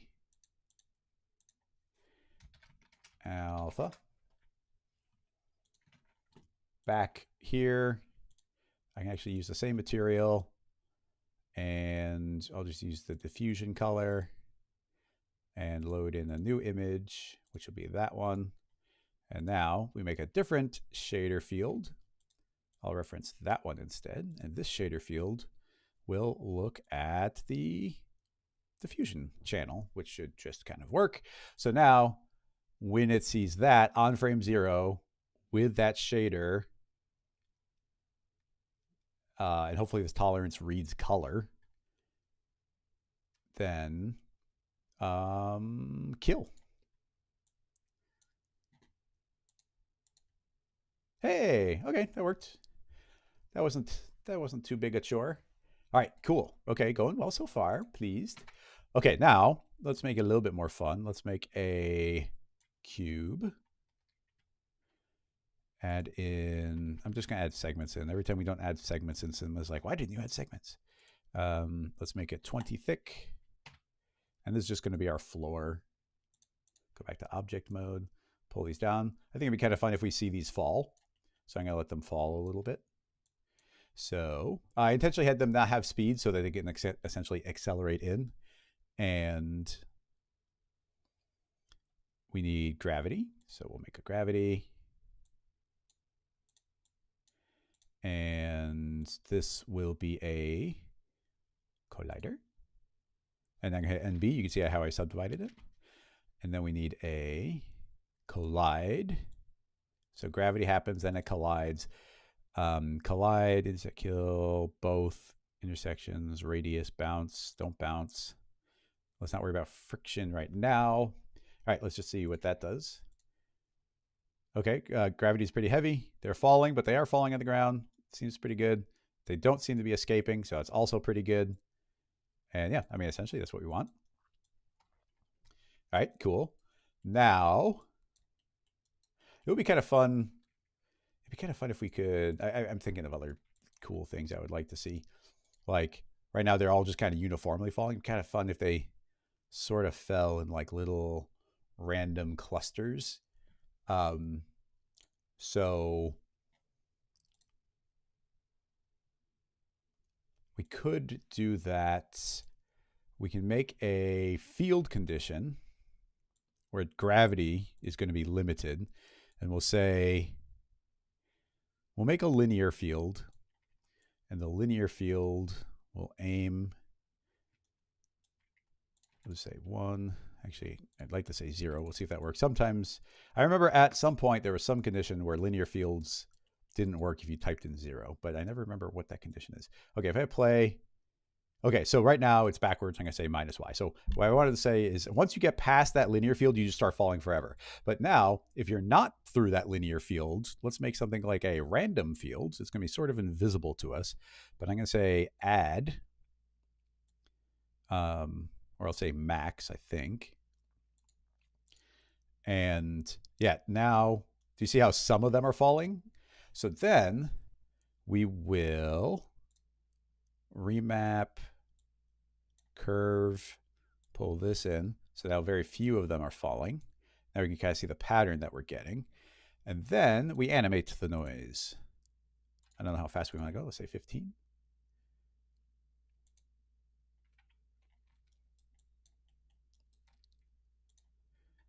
Let's fall further. Yeah. Okay. Threw those particles away. Okay, so now those are falling, and now yeah, okay, now you see it is slowly animated. So they are doing what I wanted. Just the gravity is very strong right now. I know we're getting a little bit more abstract, but let's lower the gravity down just so it's not you know quite so turbo, and let those fall and speed up our random field a little bit faster. And might make the noise larger. Remapping, even less of it will fall. This bounce is killing me. There's no, I mean, I put bounce to 0, but the particles were still bouncing when they hit the ground. I'm not quite sure what to make of that. Yeah, so yeah, it's just kind of fun. I'm just having fun here, having the sand fall randomly. It does still just fall straight down now. Also, so it's do you see it's getting, it's very segmented is maybe the word. So I'm trying to think of how I want to deal with that. Still falling quite quickly. I might lower that still. We could put a field in there. I mean, I don't want to layer too many fields in. I mean, a lot of slowdown comes from fields. It's sampling, like in world space.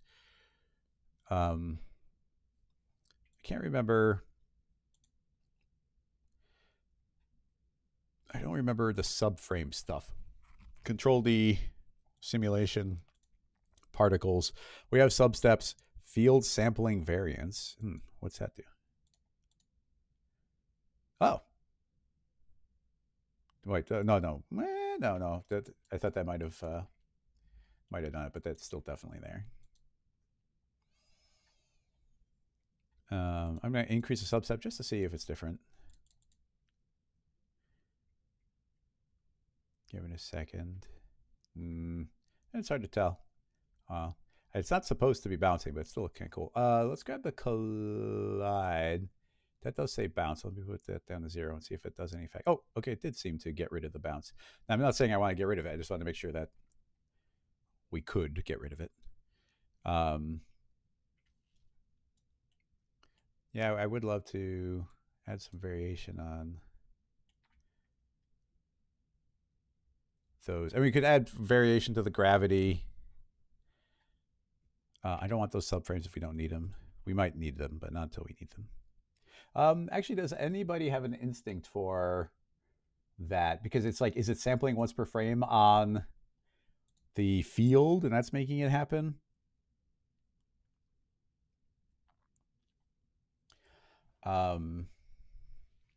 Yeah, I'm curious.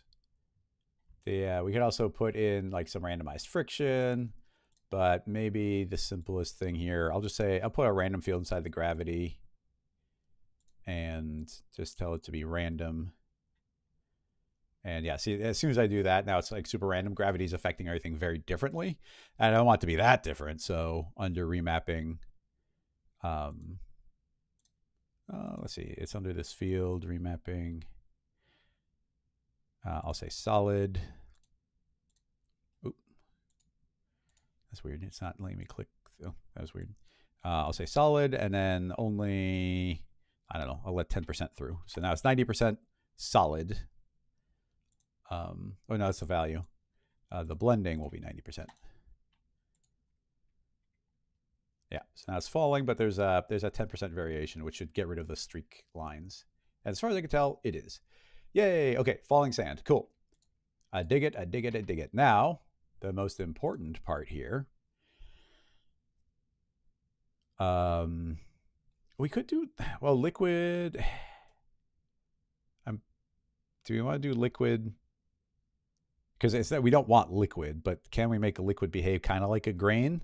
Or do we just want some of that particle on particle collision, which I think we're just going to use the flocking, right?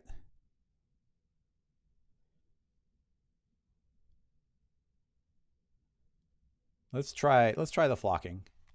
So, I don't know if we want before or after the collide. Flocking, strength is fine, cohesion's fine. These radiuses are quite large.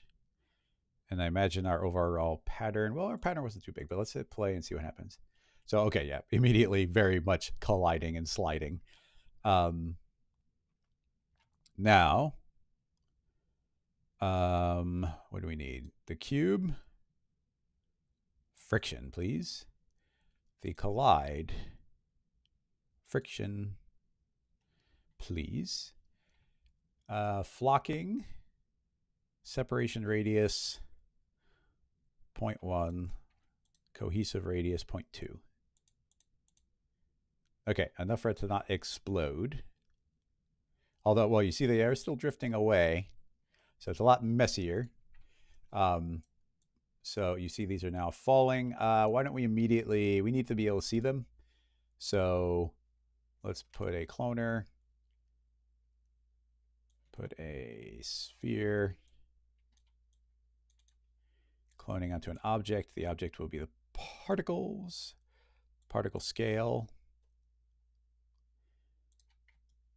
I think the radius needs to be 1. So is that what the particles think that they're doing?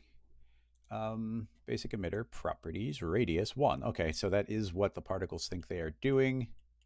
So we're going to make the radius 0.2.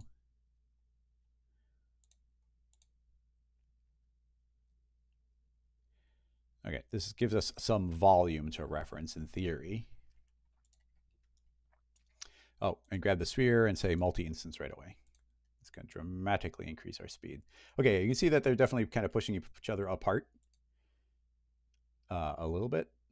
Maybe we needed to do a little bit more. Maybe they fall asleep. What I'd like to do is have them start stacking. This is not that strong of a grain size right now, but the gravity, honestly, it's just because for a small scale, gravity can be intense. So gravity needs to chill out a little bit. I don't mind that being a little bit more in slow motion. So those are doing a fine job pushing apart from each other, but they're going to want to roll away. Now I added as much friction as I can, but they are still spheres. So to what degree are they going to like slide and push? Like, I feel like we can stack stuff, but the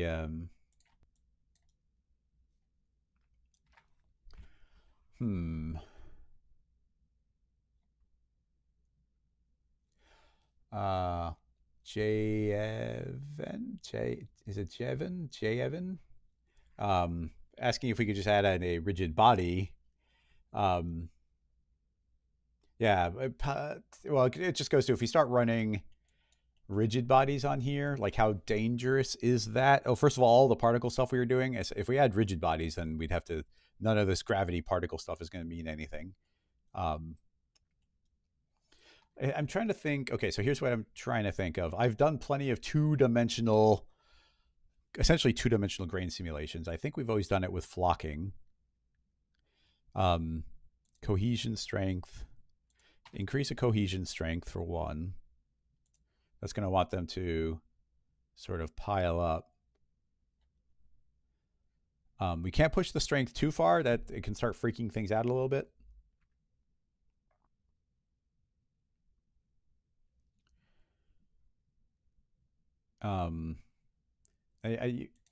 If you look, you can see some of them are, it's like once it gets thick enough, some of them do start to seem to want to push on top of each other, but they're also still stacking on top of each other a little bit. So is our separation radius need to be larger? Let's see what that does. Yeah, they're jittering quite crazily right now. Yeah, well, we don't have grain simulation, so just keep that in mind. Yeah, there's a level that they're sort of fighting it in, but then they'll just push the other ones out and everything's just kind of flowing off to the side. And it's only their internal coherency that's going to stop them from moving. If we added liquid, like once you start removing so many of the properties that make a liquid, I think you just start getting back to kind of what we're seeing here. So, I mean, it is making me think that maybe, is it viable, but can we just start making these be a simulation? So if we just throw on a rigid body, tell them to be spheres. I mean, maybe we can even make them be spheres. Are quicker, but boxes, have structure to them, so they don't want to move. Again, let's put lots of friction, tons of friction. Now, these are just straight up simulations, so I imagine all of them are going to try and fall right away. Let's hit. We'll save it as the next version. 2B. I'm a little worried, so why don't we drop our count down to 1/10 and then hit play. Just see what we get. It's initializing. In theory, it's playing. Okay, so they're being created. They're not exploding. They are falling, but I think they're probably all. Are they? Well, are they? I don't even know what's going on. Let's just let them go for a little bit. It does seem like they're not falling right away. It seems a little weird to me. Wouldn't this just take over and they'd all fall?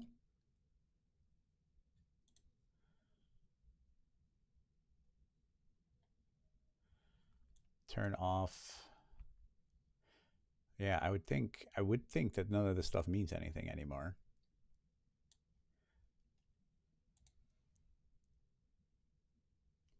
Okay. No, I think I was right. Okay.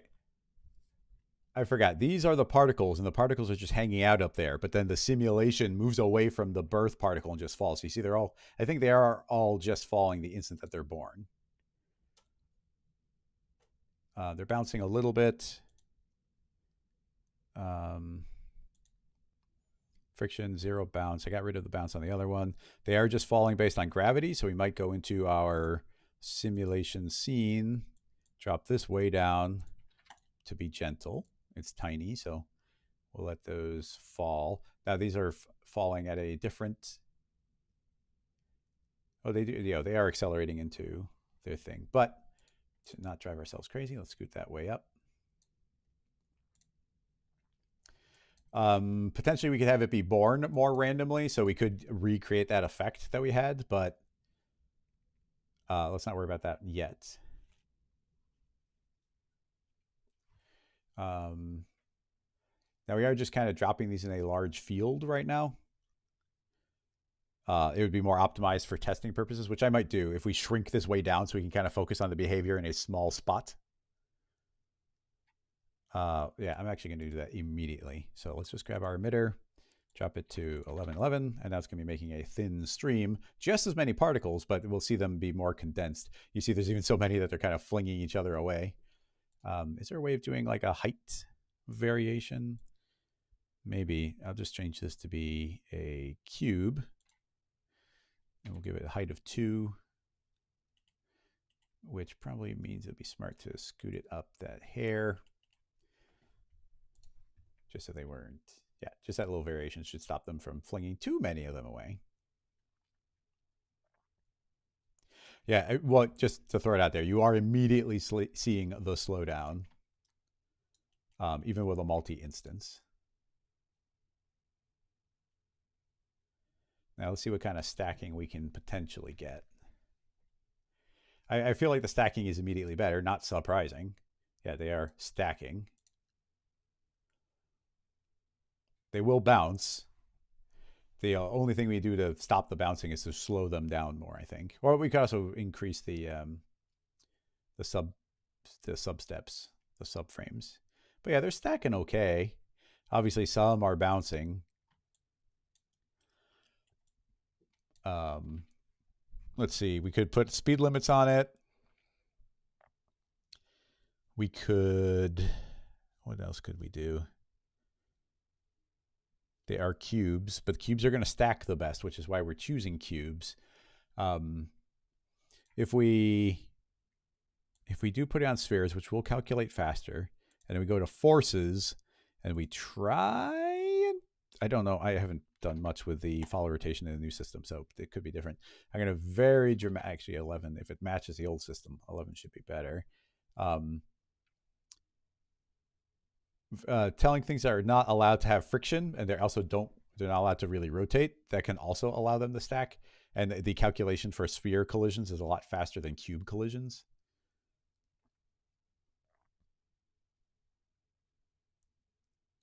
So after we let some of these fall, I want to see how well they're stacking.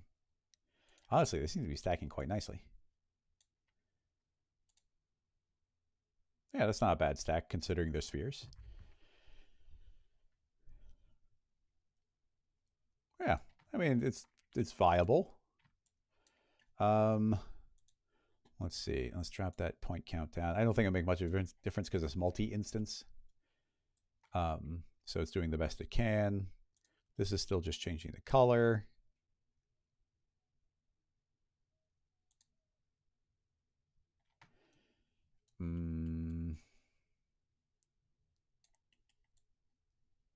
Let's see. I mean, for the most part, my goal here has just been, let's explore how much we can like make a sand, like these little sand piles. I didn't really have a plan for what we could do afterward. I mean, we could have all these colors, and then I guess a plan could potentially be to put some turbulence and like let little bits of it drift away.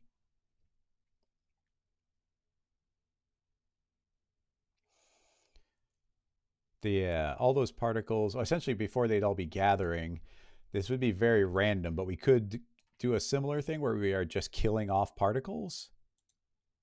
Right now we are killing particles based on that shader field, but we could also steal our, this is our gravity. So if we steal that concept here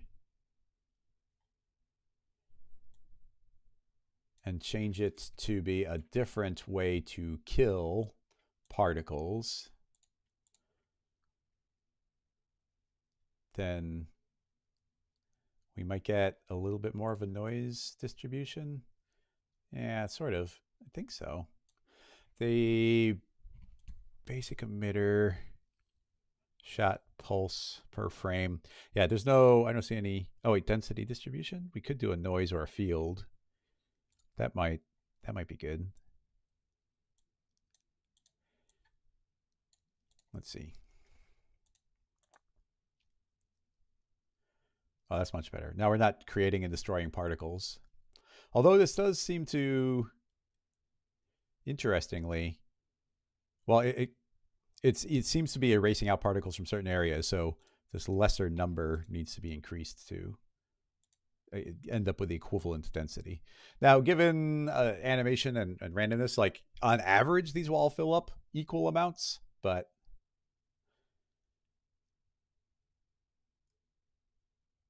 we could let that run for a really long time before we get the entire image, showing itself.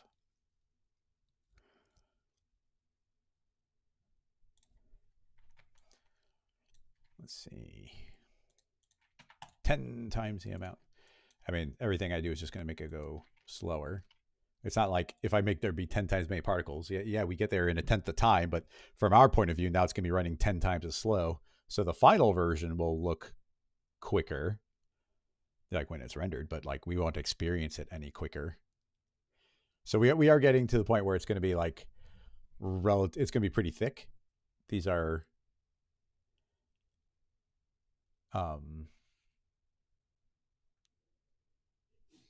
it just takes time because of how many particles in the simulation that we're running on top of it. Some of them are, I made it pretty tall to try and make it so we have a lot of particles and have them not collide. But you see with some of these flying up in the air, that means they were pretty much dead on intersecting each other. And that also means that plenty of them are probably intersecting each other and getting flung off to the sides as well. We could put a friction that would stop sideways movement because they'd constantly lose energy, but gravity would pull them straight back down again. So that would work. But the mere fact some are flying away means that we're definitely going to get more intermingling here. But I just wanted more streams of particles here. Let me think. I mean, because it does get tricky because we might be able to, especially in this machine, we might be able to throw a lot at it, but at a certain point, it's like it's got the RAM to handle it, but like it still needs to process and get everything here. So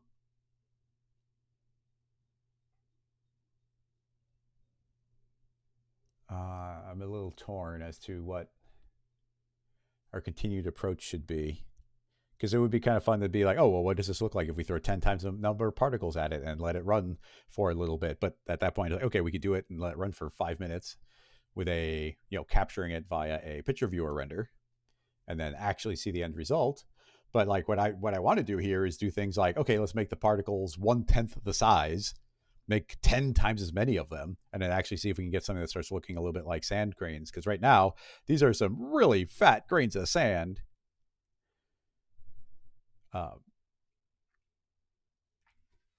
So,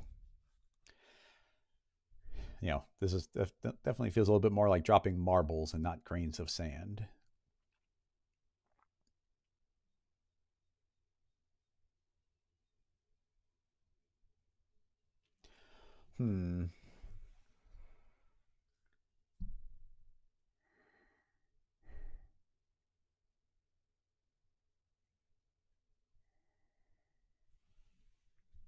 I mean, they seem to be piling up okay. But yeah, as far as like where we would start to go, yeah, it's like depending on what that's supposed to be. If that's supposed to be a teeny little symbol, that could still work. But we'd need to let this run for like 800 more frames until there'd be even a reasonable number of these particles. And then, well, we could set up a separate test rig so we could see how it would look. But it just goes to we're immediately in an environment in which we can't be testing these things very well in real time. We couldn't be...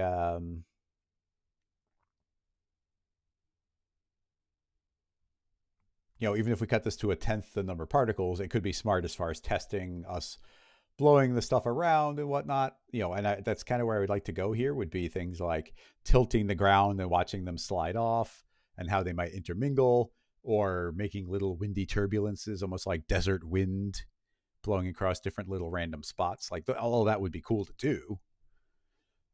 Keep in mind that we're getting a very distorted view right now because the particles that are getting created are continuing to like visually be represented up here. So you can see all these little dots are still up there, even though, if we actually go to this point of view, like these are the actual particles that are falling down.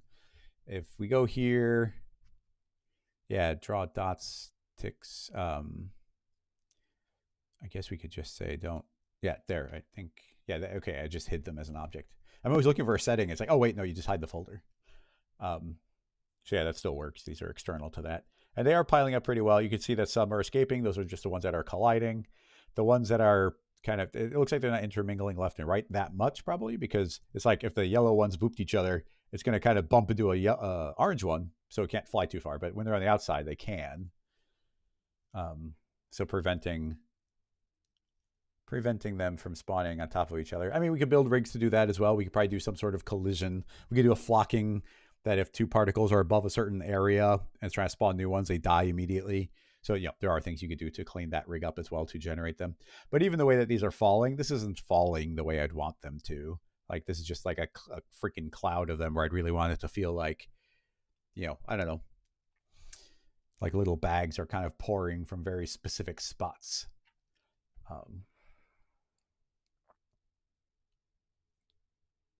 And even now, it's like half of these particles haven't fallen any for its particular location. It's all about just where the noise is falling.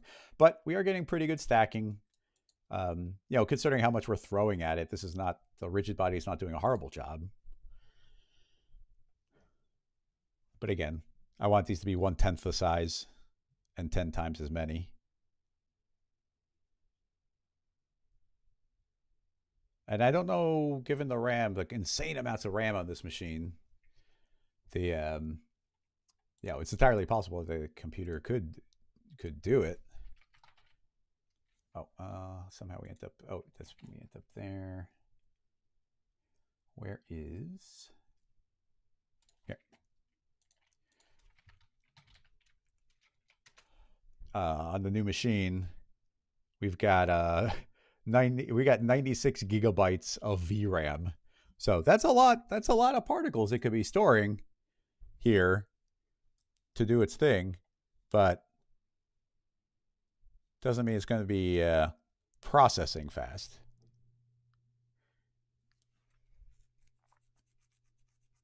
And even here, we're not even getting, like, we're seeing some stacking, but we don't exactly see like emergent behavior or anything. Like, I don't know how, it's like we have no concept right now for how tall could they physically stack on top of each other before they start like, falling away from each other, which they should do, like a, like in an hourglass, like they have to form like a pyramid shape because the grains have a slope that they can't grip any, they can't grip any further after a certain angle of the slope. Like, would that be the case here, or is it going to be, can the simulation not handle that and the bottom ones just start squishing away?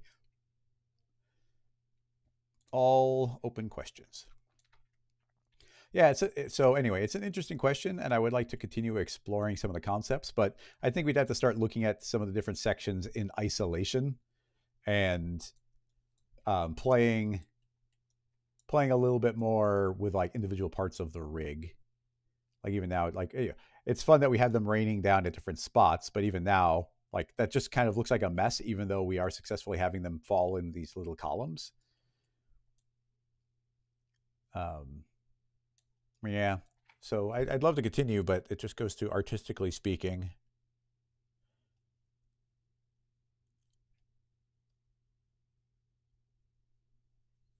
We're gathering information so slowly, it doesn't make for a great chunk of live stream, I think.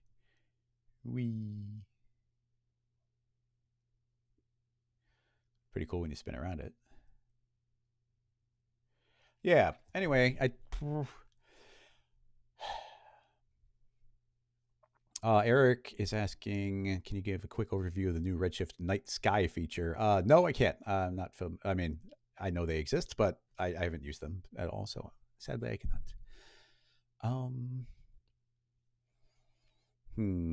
Yeah, I think I might just wrap this one up, and then we can start moving into the sketch and tune like effects. It's a good question, and it would be fun to play with some like drifting effects on the ground. That could be cool. Even like there's so many different potential rigs to play with. I'm going to kill that, restart, save it. But some things that immediately come to mind would be, this is probably not a good method, but just as a experiment, we'd have to use the old simulation system because the new one doesn't allow it. But if I turned that into a bullet collider, and then we make a plane, let me just show you my thought. So we'll make a plane and drop this down to, I don't know, 75, 75, 75. Make this, oh wait, how big is that? 200. Let's say 55, 55. And then we add in a bullet cloth soft body. And then this ever important, or not that, self collisions. Man, do I want that setting inside of the new system. But anyway, now we've done that. That's going to behave like regular cloth and fall, but now it doesn't care about intersecting itself at all. So then if we were to add in, let's see, it's got lots of friction. I actually go pretty easy on the friction, go easy on the bounce. And then that's on the surface. Let's change the color just a little bit. So if we were to start doing things like making a little bit of turbulence and give it some scale, I'm not sure how far we can push it. Oh yeah, and we're gonna have to do a lot here. So you can see that's starting to like wiggle around a little bit. The we pull the strength up, but if we go to our cloth and we need to start like dramatically dropping down its structure and its shear, then yeah, now, okay, so this is essentially what I'm going for, where all these particles can start moving individually. And so then you can start getting like this little drifting effect. And then, imagine you start art directing this a little bit where you can have the wind kind of blowing in one particular direction. And now that this is kind of free to infinitely stretch and do as it pleases, depending on how much strength we give this turbulence, then my thought became, I have no idea if this will work. Let's save this as a third version. Okay, so madness, but what if we make can we make them ignore each other? Maybe that's a problem. Actually, it'd be funny to, I don't know, I'm kind of torn. So let me finish the thought. If we have this cloner clone onto that plane, onto the surface, is it going to stick? Yes. Okay, those are sticking. So then if we say, okay, we'll make a ton of them, I'll just keep it. Okay, so we add in like a ton of these. So it's like, okay, they're sort of overlapping, but some sort of not. And then, can we make the system? I just do not remember if we can say that these are rigid bodies. And I'm going to say, I want you to do your best to follow the position. Let's say like at 6.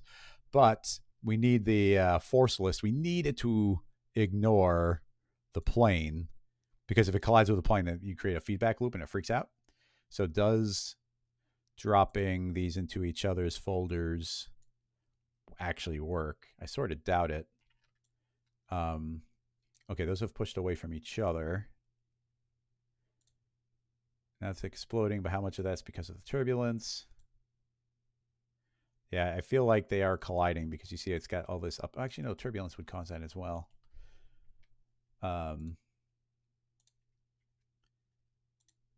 Let's just see. Shape, ellipsoid. Let those be circles.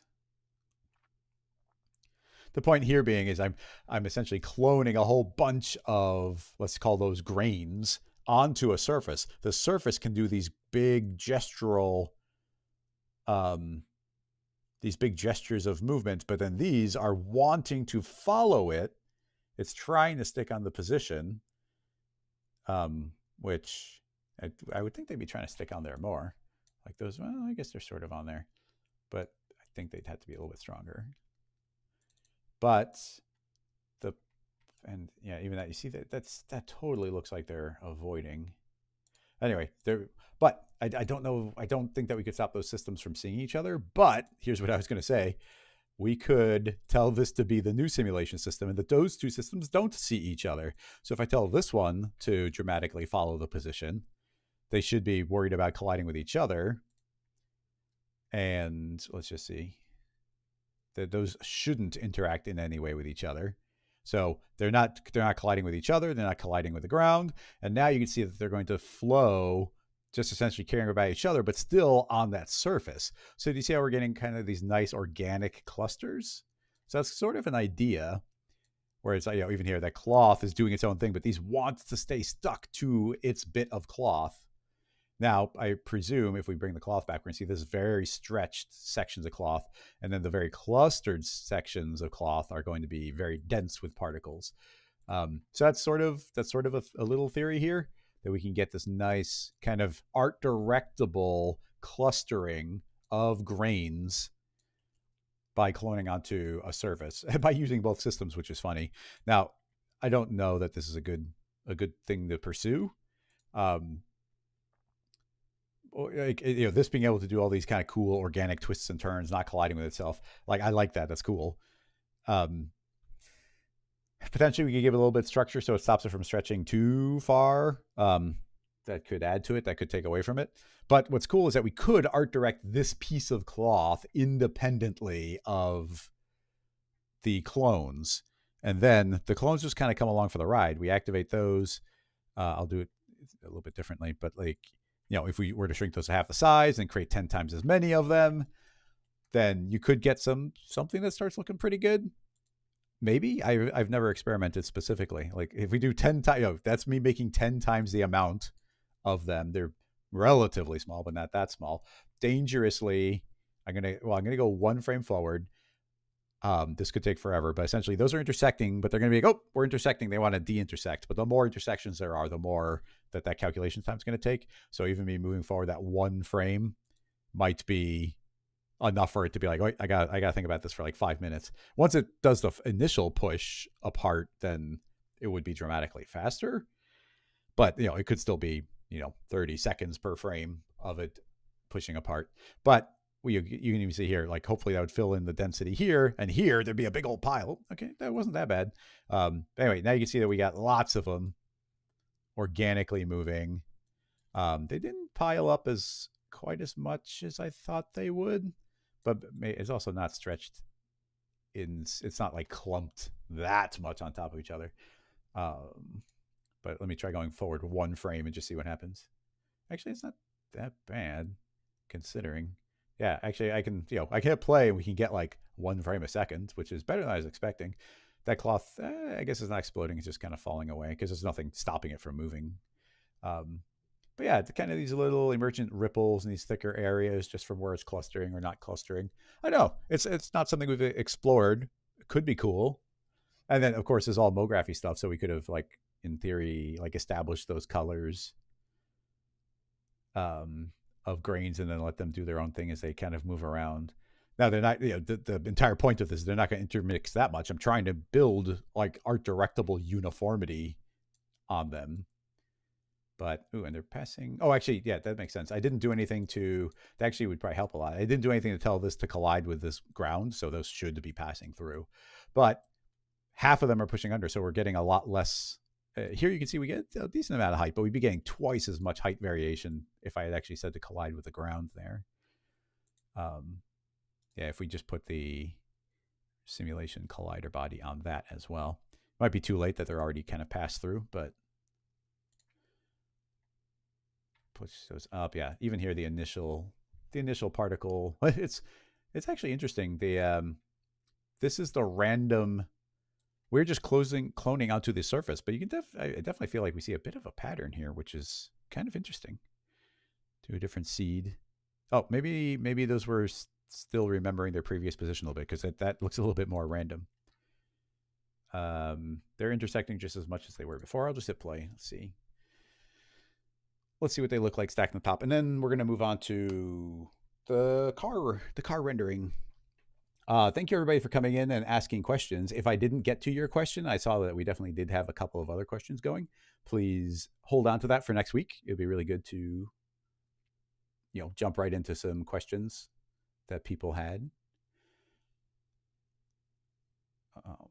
But yeah, it's tricky, especially when you have some pretty good questions and we're tackling stuff like that Ballistics Gel and we spend like a full hour on just the one. You see those have now exploded apart from each other. Now they're able to more organically move. As soon as that first collision figured itself out after like 30 seconds, now they're able to move a lot quicker. There's definitely like a frame of lag. I mean, keep in mind, they're also just trying to chase after that object, but there's probably like some order of, collision limit exceeded. Interesting. Is that a hard number that I can type in? Because I would think Yeah, it just they just stopped colliding. They're like, nope, too many collisions, and it just stopped. So now they're just cloning onto the surface, which kind of goes against the entire goal here.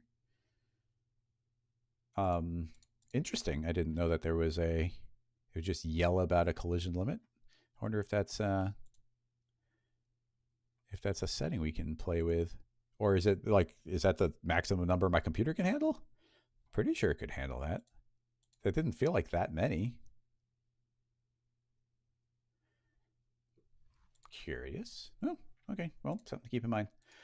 Anyway, for anybody who wasn't here at the very beginning, we are going to be attempting to do some cool. We're gonna. Okay, let me start over. So here is a plan I have. Every week, I'm going to attempt to record a little tutorial at the end of the live stream. Now, last week was really busy. I was out of town, so I couldn't edit the live stream and I couldn't edit the tutorial out yet, but that is part of the plan. So every week, I'm hoping to make a little tutorial, especially in the beginning. They're going to be a little bit focused around Rocket Lasso plugins, but hopefully all of you know that, like, even when I make a video that's using one of my plugins, I am putting so much extra information in there that's just cool Cinema 4D stuff. But essentially, I need Rocket Lasso to be able to sell more plugins than we currently are. And so I do such a poor job of advertising any of our cool plugins after we've released them. I kind of throw it out there and then we don't talk about it. So making some more videos showing cool stuff that the stuff can do is going to hopefully go a long way. So that is part of the current plan, is that we're going to attempt to create a cool car layout using my mesh to spline. So I'm going to record this as a live tutorial, which might mean I'm going to do a couple of edits and whatnot, where it's like, I'm going to hit a point and be like, wait, that messed up. That wasn't smooth. I'm going to start over. I might do a couple of claps in there. That's how I find edit points when I'm recording one of my videos.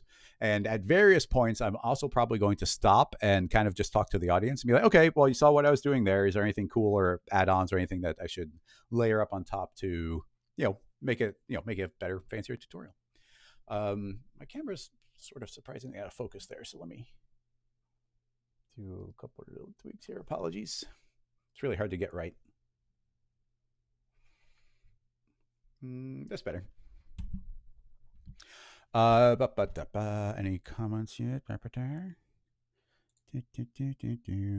Collision limit was hardware related. I mean, that was not that many. That was not that many clones, but good to know. Okay. All right. So here's the plan. That's going to be, this is the goal, and we can go back and reference here. I'm hoping I don't horribly mess up to the point that we have to like start over, but this is me forcing myself to record tutorial, so we can always jump back. All right, so I'm just going to do the little intro here. So here we go. I'm going to say,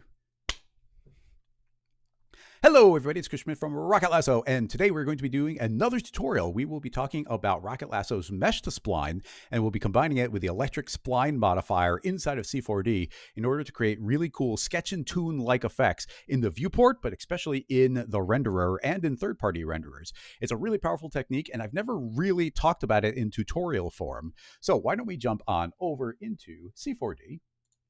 And you can see here what we're going to be working our way towards. We've got this car from the assets browser, and we've got all these lines right here in the viewport. If I were to rotate my camera around, you can see that the whole thing is looking pretty sketchy even here in the viewport, but it looks even better once we pop open Redshift.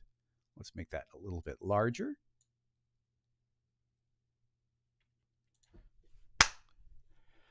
Pop open Redshift, make that a little bit larger, start it up. And very quickly, you'll see that this is going to render almost instantly. And we get this beautiful sketch and tune look that we get lots of control over. So that is what we're going to try and make, and talk about a whole bunch of different techniques of how to do it. Now, of course, as I mentioned, this is going to be using one of Rocket Lasso's plugins, Mesh to Spline.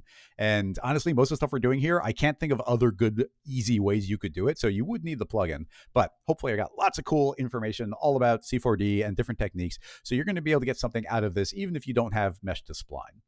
All right, let's move into, actually, I'll move into a new scene file, go into the asset browser, move under models, search for the word car, and we've got all these different cars. The car we're going to be using is this sedan. So I'll just drop this into the object manager, and you see there's a car. If I expand it, you see we've got this car rig. It's hidden behind all these layers. So I'll actually deactivate that, delete the layers, pull the car out, delete the rig, and now we just have these car parts. Now, I'm not going to spend time in this tutorial doing it because it would be very tedious, but this car is made up of a lot of different parts. If I expand the entire hierarchy, you can see we got all these different parts all over the place. I've already organized all of these parts into nice, useful folders for myself. So let me just show you what I did. I essentially made a connect object. I turned off weld, and I did things like grab just like the hood of the car, and I find the hood. I'm like, okay, cool, there's a hood. I actually don't need the subdivision surface. And I drag it and I drop it inside of the connect, and I call this something like body. So these are like the parts of the body of the car. So I just go through, find every individual part of the body. Like here's the body, mirror, hood. So grabbing all those parts and putting them under the body, merging them together. So now I'm able to take all of those and treat them as one object. So I do that with all the different parts of the car, and eventually, and deleting the materials, eventually that gets us here. So I've got all the blanked out parts of the car, and I have limited them to, actually let's visually hide all of them just so you can see on the same page. We've got the details. So these are extra little bits of trim. And then we've got the rims of the car. And these essentially connect objects are being treated as the different colors or thicknesses or types of lines I might eventually want. So things like the headlights and the interior of the car, the body of the car, the body outline of the car. Actually, that's a separate model that we'll probably be doing separate parts with. And then we've got the panes of glass, so stuff like that. Let's bring everything back again and begin talking a little bit about mesh to spline. For the most part, I think we're going to be ending up hiding almost all these parts of the car, although some of them will pull back to make them look nice in the render. And the first thing I'd like to do is probably take the body of the car and convert it to a spline somehow. And we, of course, do that with the Rocket Lasso plugin. You purchase this from Rocket Lasso. You move inside, and I will grab my Rocket Mesh to Spline. The Mesh to Spline does a bunch of cool things, but for the most part, it's going to take the geometry of your object and convert it via the edge, the polygon, or the outline. Now, something that's cool is we can treat this object using children mode, where we can feed things in as a child. And let me show you. If I were to grab, let's hide that, and just grab the body of the car. I can drop that as a child of the mesh to spline, and you actually see the geometry goes away, it gets consumed, and then it returns a spline. That is one method. An alternative method is we can leave this outside of it, and in the mesh to spline, say, I'd like to link to the object. And now I can grab the body and drop it in as a linked object. And now we do still get the spline. Let me grab the offset, and you can see I still get that spline, but the geometry is still there. It didn't consume it. We linked to it separately. So that can make it very, very useful. Now, all of these different objects, we're probably going to be moving to them individually. So I'll hide them for now. And now we can see we just get this one spline. In the default mode, we are converting every single edge of the spline into... We are converting every single polygon via their edges into a spline. Now, there's a bunch of different settings here, but I'm going to, but I'm only going to talk about each one of the settings if we very specifically need it. But one setting we're going to be using a lot is this threshold. What this is doing is it is calculating how sharp of an angle do we have from one polygon to the next. So right now, everything's being returned, but I can start erasing out some of these edges depending on if it's a very smooth surface. Increasing this even just a couple of degrees, you can see a bunch of these edges start disappearing. And as I continue to increase it, you can see that we can start ending up with a very stylized outline of the car just with one little slider. Let me hide the ground here just so that's not in our way. And yeah, you can see that we get these really stylized edges traveling around. Very powerful for us to start playing with. I could keep on increasing that until we only get the most heavy contrast lines, these very sharp kind of outline lines. And those will always be there. If I should probably bring in the mesh just so actually... Let me bring in a little sphere. I need something to orbit around because if I click it, grabs that background. So you can see as I orbit around that those lines are there and they are perfectly stable and ready for us to do whatever we want with them. We can get more advanced with it. We could do things like limit this to a particular selection. So you could trace out perfectly the edges that you want, but that would take a while. We could also limit things via fields, which can add a lot of power. But for the most part, just grabbing this one little slider and moving things in and out and saying, okay, I want to see those lines and not the other ones is very powerful. Then we can twirl this down and we can say invert. So it actually returns the opposite. So those become like the interior lines. Yeah, I like that. And we also have draw open edges, which essentially is this outline. And turning that on, you see, even if I start cranking this up, the open edges of this car start getting outlined, and we get a really lovely outline of the overall car. So this becomes a really good basis for what I want my kind of sketch and tune look to be. So why don't we make this renderable right out of the gate? So let's pull this down to the bottom, and I'll rename this to body outline. Right-clicking on it, we can add on a render redshift object tag. And right away, we're in the curve mode, and I can change the mode to be lines are a good option. I tend to turn on capsules in this environment because it gives it nice rounded edges on them. And the transparency, I think, looks a little bit better. Whew.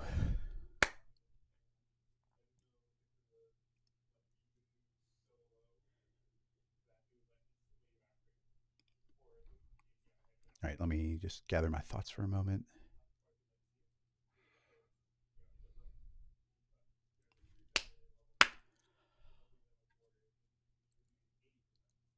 To go along with any of these splines that we have, any of the lines that we're going to want to render, we're going to make a handful of materials. I think we might only end up making like 3 or 4 materials, and they're going to do so much for us. Moving into my material manager, I can double click and I'm making a redshift material. Inside, I will double click and say, give me a user data. Clicking on color user data. I will link this to, let's see, I want to link it inside of my standard material node, scroll all the way to the bottom. I want to get the color of the emission. So if I hold down Control or Command, as I click on this dot, it'll actually expose it, and now I can link it directly. Inside of the color user data, I would like to grab the object's display color. So now whatever color we make the object, that will become the color of this material. I don't need any base color. I don't need any reflection. I just have the emission, which will set to a radiance of 1. So it becomes exactly that color for us. Next up, this is essentially a solid line. And why don't we even start naming these? So this will be user data, flat, and we're going to call this 100%. And that's just going to be for our transparency. We're just calling it that. I'll make a duplicate of that. And this one I'll rename immediately to 10%. And this one, the only thing we're going to change is the opacity.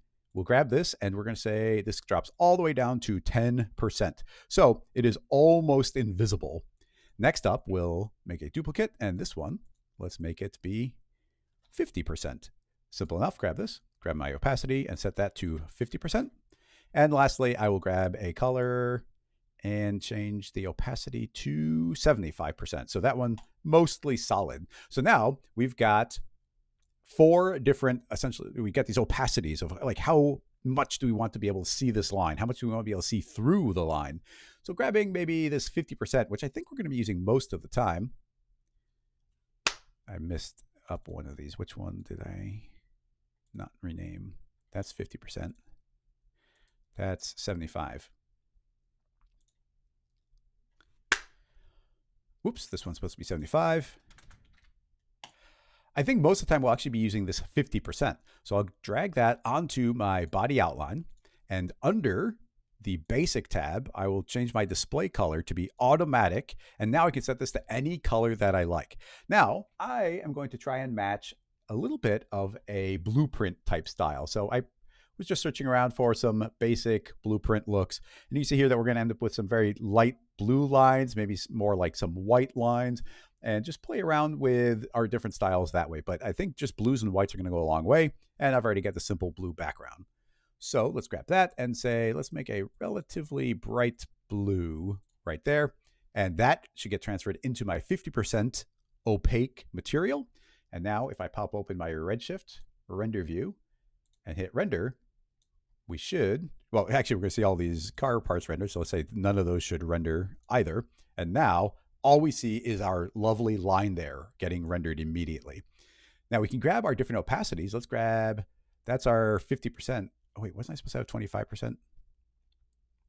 I think I messed up I messed up that material stuff badly. All right, apologies. I'm going to rewind all the way to this point.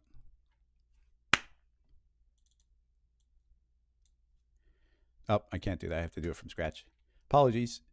Grab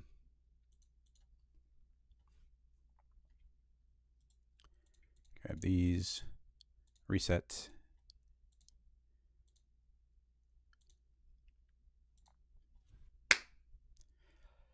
Next up, we're going to need some materials for the splines that we're creating. So I'm going to make just 4 different materials, and those 4 materials are going to be able to colorize and create all the different effects we want just with 4. So inside of the material manager, let's double click and make a new redshift material.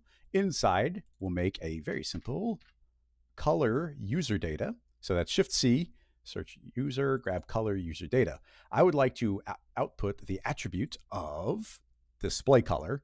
And I want to pipe that into my standard material shader, but I want that to go to the emission color. That's not popping up right now. So hold down Control or Command on your keyboard and then click on this dot here, and that will actually pop up to the top level. And now I can link those together. I would like a radiance of 1, so essentially pure whatever that color is. And then let's scroll up, say, I don't need any color, I don't need any reflection. And now essentially it's just perfectly that color. Let's rename this to be UD for user data, flat, because it's going to be flat, and I'll type in 100% because it's perfectly opaque.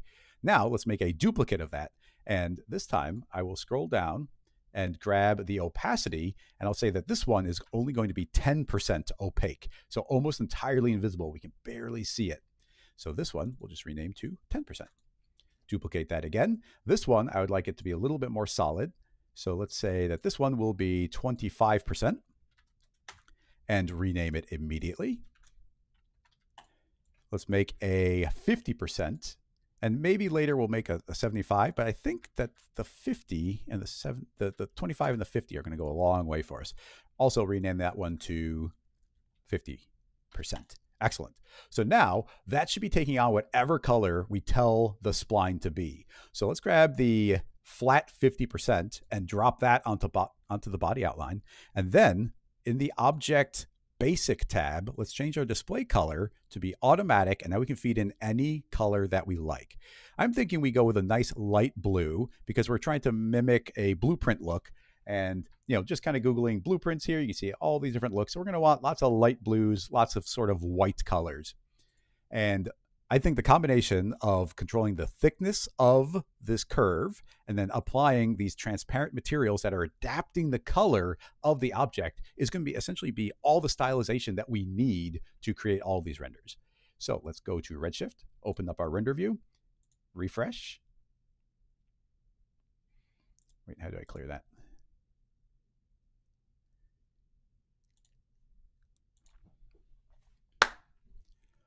Go to Redshift, open up our render view, hit render, and now you can see we've got a lovely blue line outlining this entire section of the car. I can go back to this body outline and change the color of it if I like. I say, okay, I want this to be a darker blue, and instantly that will update. I could say, actually, this 50% is a little too solid. I'm going to drop it down to my 25%, and that's going to become a little bit softer. Let's make this be a brighter line. And yeah, now we see through that a little bit more. I actually like that quite a bit. So that's looking good. Stylistically, I'd like to round these lines out a little bit. They're a little bit rough because it's low poly car parts. So moving inside of our body outline, I can go to the spline. Let's enable the type. The spline type is Bezier, but I'm going to set something like B-spline and change this to be, I don't know, natural could work pretty well. If I say natural, now you see that that curve is a lot smoother. We could drop the number, and that's going to be like a lot. Actually, how far down can we go? The less we have, yeah. If we go down to 0, you see it becomes kind of faceted again. But increasing it just to 1 actually smooths it out quite a bit. We could go up to 2 just to make sure it's nice and smooth, but we don't need any more points than we like really need. So let's simplify that as much as we can. And now we've got this bit of a car outline. So excellent, that's looking good. I'm actually going to keep our renderer just handy right here. I'm going to just quickly make this an alternative save so I can go back and to this point if any crash happens. And now let's start layering on additional elements. So still sticking with the body of the car, I think I would like to see some of the polygons represented. So we've already done a lot of work on this body outline. Let's make a duplicate of it. And these are going to be a lot more subtle. So I'll say, hey, make the thickness 0.5. And then inside of the body outline, we'll rename it soon. But inside, why don't we jump back to our edge? And our threshold is really big. Getting rid of this draw open, I could start shrinking this down and reintroducing some of these little highlight lines. Those could be maybe extra details that we'd like to see pop out in the car, or we can drop this all the way down to 0 and crash cinema. Well, I'm glad I saved.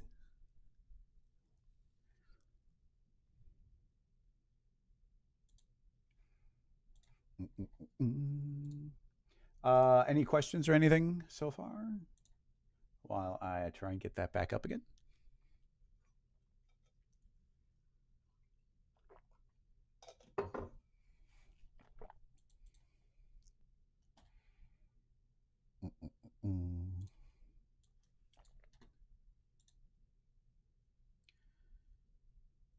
Totally forgot it.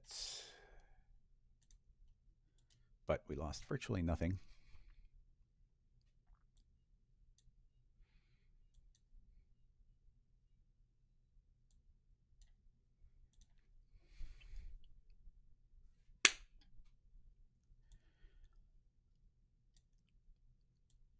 I'm going to keep this render view here off to the side. Let's duplicate our body outline and get some additional detail in this car. I'm thinking I'd like to see all of the edges from the front of this car. So why don't we drop this threshold down to a smaller number? And you can see we're going to introduce more and more lines. But instead, let's turn off, oops, didn't mean the keyframe. Let's turn off this draw open edges and reset this back to the default of 0. And suddenly we see every single edge is appearing. In the render, you can see that all of those lines are getting drawn. I'd like that to be a lot more subtle. So why don't we grab our 10% material and drop that in as a replacement. And those lines are going to get faded way out. And let's make them thinner. Let's make that maybe 0.5. And we're going to do a lot of guess and checking here. Yeah, 0.5 is pretty good, but we could go even thinner. We say 0.25. And make them super thin. We're just kind of barely implying them. So stylistically, already we can see the shape of the car really popping out here.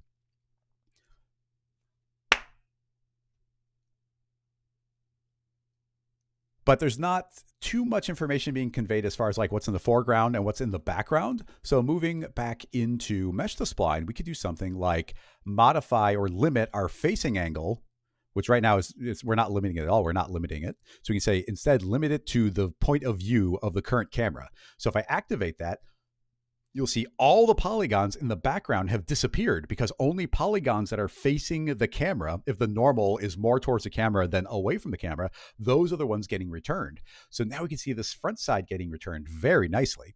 So with that in mind, we could say, I want these to be subtle or I want them to be more prominent. Maybe these front ones will be a little bit... Let's see, what I'm thinking is we'll have them be thicker but more transparent. And then I'll make a duplicate of this. Inside of the copy, I will say, let's invert that. In fact, we get some cool settings down here. Right now, we are seeing the front. That's the default. If I click front, it's 0 to 90. But I can say, I want to see the back of the car. So I'll say click back. And now you see it's from 90 to 180. And suddenly it looks like it used to look. But now we can make changes to this back one. We could potentially say, let's make the back one more solid. And suddenly you see those brighten up quite a bit. And we could make it more dull. Actually, that's what I'm thinking is we'll make it kind of thicker, more opaque, but then I will change the color to be a much darker blue. So it's kind of like receding. Let's see how far back do we want to go. I can start going even darker. You see we dramatically change the color there. So stylistically, this just goes to like, what do you want it to look like? I can brighten it up, or we could start really fading that into the background a little bit, more blue. And yeah, I think that fades out quite nicely back there. So I've now separated out and let's rename this. I'm going to say body edges front. And now this will be body edges back. Complete control over those and super duper stable. If we were to go over here and start rotating our camera around, you see that the polygons will just kind of pop out from being on the front and become the back. And there's just a nice seamless transition because they're only happening when they face the front or face the back. So let's undo that camera view, get back to this kind of working angle. and move on to some of the next bits of the car. So why don't we create some tires for ourselves here? I'll duplicate this and let's just rename this to, I'll just say rubber. So that'll be the rubber of the tires. Under mesh to spline, let's say I don't want the body anymore. Now I want we've got rims, we've got wheels. Let's do the rubber of the wheels. So I drop that in. You're gonna see point cap exceeded here, and I can override it. And that's happening because these tires have a lot of edges to them. But I'm going to ignore that for a moment and just go to polygons instead, and then start increasing my threshold and simplifying the style of these tires. Now we are outlining individual polygons, and it's actually going to look at it as islands of polygons. So as I increase this number further and further, you essentially see we're seeing fewer of the lines of it. And now I'll click override so that it's actually able to return every single point there. And when I click override there, essentially under down here, you see that we have a point cap, and that just increased the point cap for us. So now we've got these nice rubber wheels getting exposed. If we go underneath the model, I can change, well, we can change all the standard things we've been doing. We could say that the tires should be nice and opaque, and we can darken those up a little bit. Go to basic, drop the color to be a little bit darker for these tires. Maybe that's a little bit too dark, so I'll pull back, maybe make them a little bit more gray. Yeah, there, they stand out now. They kind of imply rubber. They're looking pretty good. Let's make a duplicate again and call this rims. And this time I'm thinking the line should be pretty sharp. So I'm going to drop it down to 0.25. It's pretty opaque. Is that still that 50%? Yeah, let's do the 50% for now. And let's link a different object. We'll delete the wheels and we'll drop in the rims of the car. And now you see those are starting to show up a little bit. We can change these thresholds to make it pop in or out a little bit more. Let's change the rims to be a much lighter color. I want them to like pop pretty hard. Yeah, there we go. So now we see the rims appearing. We've got lots of different modes that we can play with, different details. We could say that they should show up in the front. I can get rid of this facing angle and say none. And now those show up better. That actually might be good for the rubber of the wheels as well. Right now, we're still saying only show the front parts of it, but I'll say none. And now the rubber is kind of getting erased out from the entire section, maybe pushing back on the threshold more. Yeah, so that pops back in. Those will be more, it doesn't care about the angle of the camera anymore. It's just universally checking what the angle is. So now these rims pop really nice. We still have this implied rubber from the wheels. Super easy to grab the previous copy of the mesh spline and just make a duplicate and then feed in the next part of the car. Next up, why don't we make another copy? This is still fine. I'll just duplicate the rims. And let's say I'll grab the interior. So copy interior, paste it there, and delete out the rims and feed in my interior. And now suddenly the interior of the car appears. You can see that these lines are getting outlined just like the rims were, and sort of accidentally. I like the way that that looks. Maybe I'll turn on this front angle. So now the lines that are facing the front will show up. Let's make those lines a little bit thicker. Let's do 0.5 on there. I'm completely making this up as I go, just kind of the vibe I want. Actually, I might want those to be kind of soft, so I'm gonna make them large, like a nice thick line there. And then I'll drop the opacity way down by dropping on this 10% one. Yeah, look how soft those are. So they're not calling too much attention on the inside of the car. Because it is an interior, let's pretend that's sort of a leather, and I might actually pull these slightly into a warmer color. And they're pretty transparent, so just implying like a little bit of yellow there. Let's pull out of the green a little. Yeah, just a little bit of warmth there, looking pretty good. And now that's doing a pretty good job of implying that bit of the interior. We could always feed in additional parts onto those. We could make another duplicate of that interior. And this time, let's make those lines skinnier. We'll do 0.5. And inside, that's currently polygon mode, but we could jump it back to edge mode. And now let's make that, I'll drop the threshold down. Now you see we get all those little extra edges in there. Look how quick it is to layer these up and completely art direct these different little sections. So maybe I don't want every single line, but getting a little bit of extra little definition on those chairs is pretty cool. Let's see, what other parts do we have? Well, let's get the headlights in there. It's pretty straightforward. I think the rims, those are nice and sharp for us, so that might be a good starting point. So let's just say headlights on that one.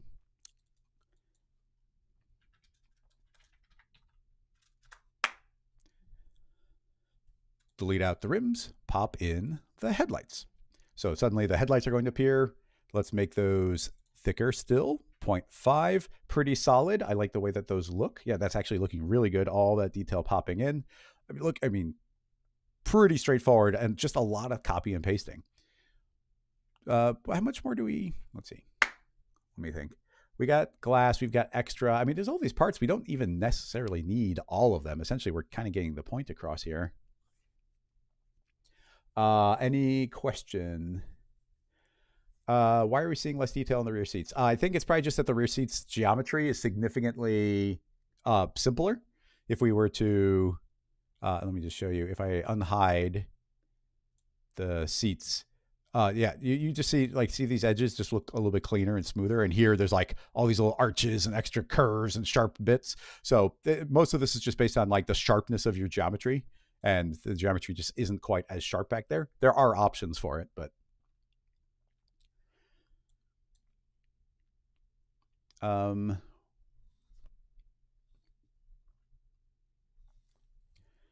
what other bits do I want? We've got the glass. Honestly, the glass isn't super important. Maybe the grill. Where's the grill? Or did we already do that? The details. Oh yeah, okay, so details.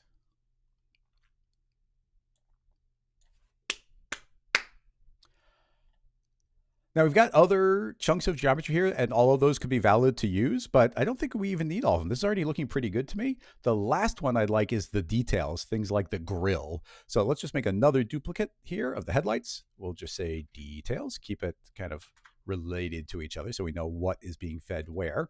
Delete that link, feed in the details, and the instant we do, boom, grill, little outlines on the windows, the antenna. We could separate out the geometry, but all those being combined is completely fine with me. Let's grab the color, and I think this would be pretty nice being pretty dark. Let's let those pop. And let's see, I'm thinking thicker. Let's jump back up to 1. And let's go significantly more transparent. So we'll do 25%. Yeah, let those be a little more faded out. And yeah, I am digging the way that looks. We could stylize stuff a little bit further if we want. And I'm thinking, let's make an outline of the overall body of the car. And I do mean an outline. Let's make it really thick and even extend it beyond the outside of the car a little bit.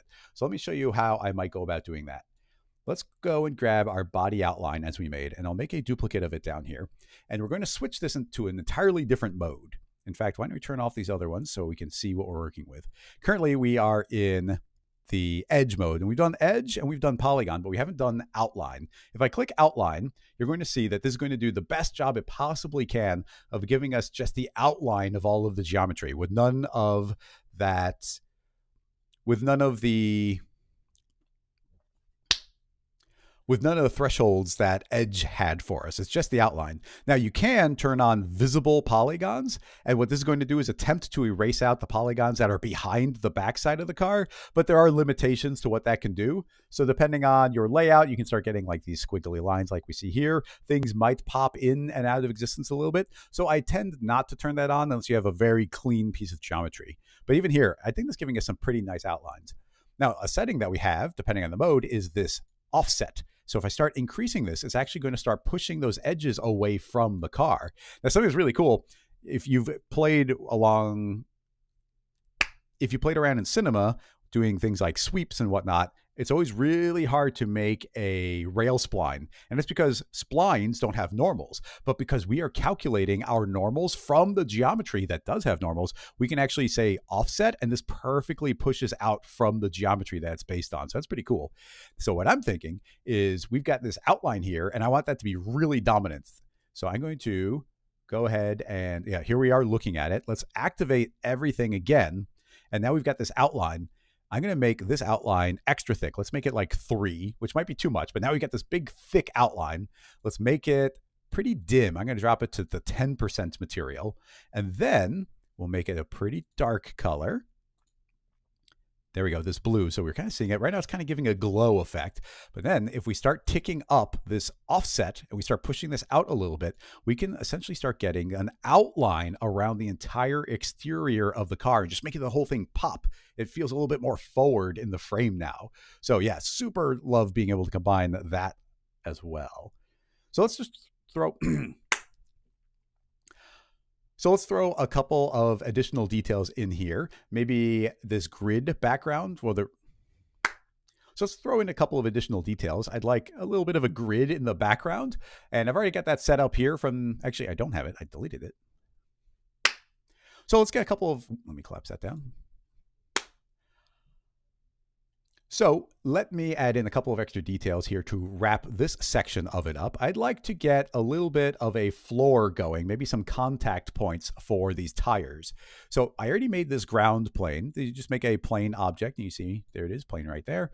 And I don't want to render that, but I do want to extract some of these edges. So let's make a duplicate of it. Let's see, maybe the body edge front is going to be a good setting for us. I'll copy that over. I don't need a facing angle. I don't need it to link to the body. I need it to link to the ground. And now it should be outlining the ground. Let's hide the ground. And now we can actually see those edges. Now, I don't actually want to see all of these edges. I only want where they are near the tires. So here's what I'm thinking. Let's go into a setting here called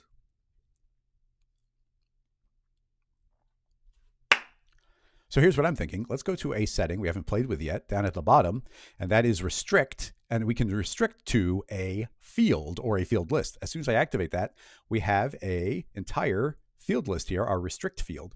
So if I were to start feeding in some fields, let's say a spherical field, you can see that only where these splines are intersecting this field are they going to appear. I can now scoot this over and put it underneath this tire, T for scale, shrink that down a little bit.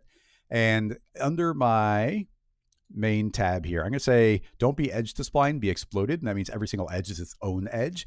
And now we can just layer that up a couple of times. Under the restrict field, let's add another sphere.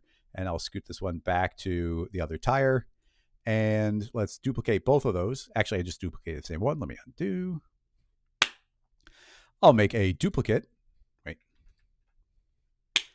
Now for the other tires, let's make a duplicate of the spherical field. And this one I will scoot over here. And I'll make a duplicate of both of those and scoot those over to the other tires. Let me go to the top view just to make sure that I scoot these to the correct spot where those tires are. And now let's make sure all of those are added into my field list. So let's drag in our second one and our third and our fourth are all in there. And I just make sure that they're all set to add. And now I've got these lovely little extra highlights to show where the tires are coming in contact with the ground. Change this to be probably very transparent and be a very light color. Let's grab my color here. Let's just say that it's pretty much white and pull our render view back up again. And there they are. Now we got some lovely contact points. Actually, it might be nice to make those thicker. There we go. Very transparent. And then a little bit of thickness on there. So we get our contact points. We could push things even further. We could put a grid in the background if we were so inclined. So essentially the exact same technique we just did. I would make a plane. Let's put this plane as a child of my current camera and start zeroing out some of the rotation. So say 0, 0, 0. And change the object to be facing probably Z. And there we go. We can now see we're facing our camera. Push this far enough back on the local Z. I'll zero out the X and Y. Start pushing this backward. And now it's just behind the car.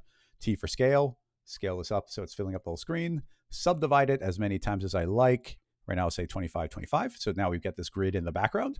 And we'll do the exact same conversion here. Let's copy that edge front. Actually, I don't need that edge front. Let's grab the edge front from the body and copy that inside. Actually, I should rename this. That's why I was confused. This is the tire contact. Cool. Won't confuse that now. Now, this body edge front that I just copied, let's call this the BG for the background.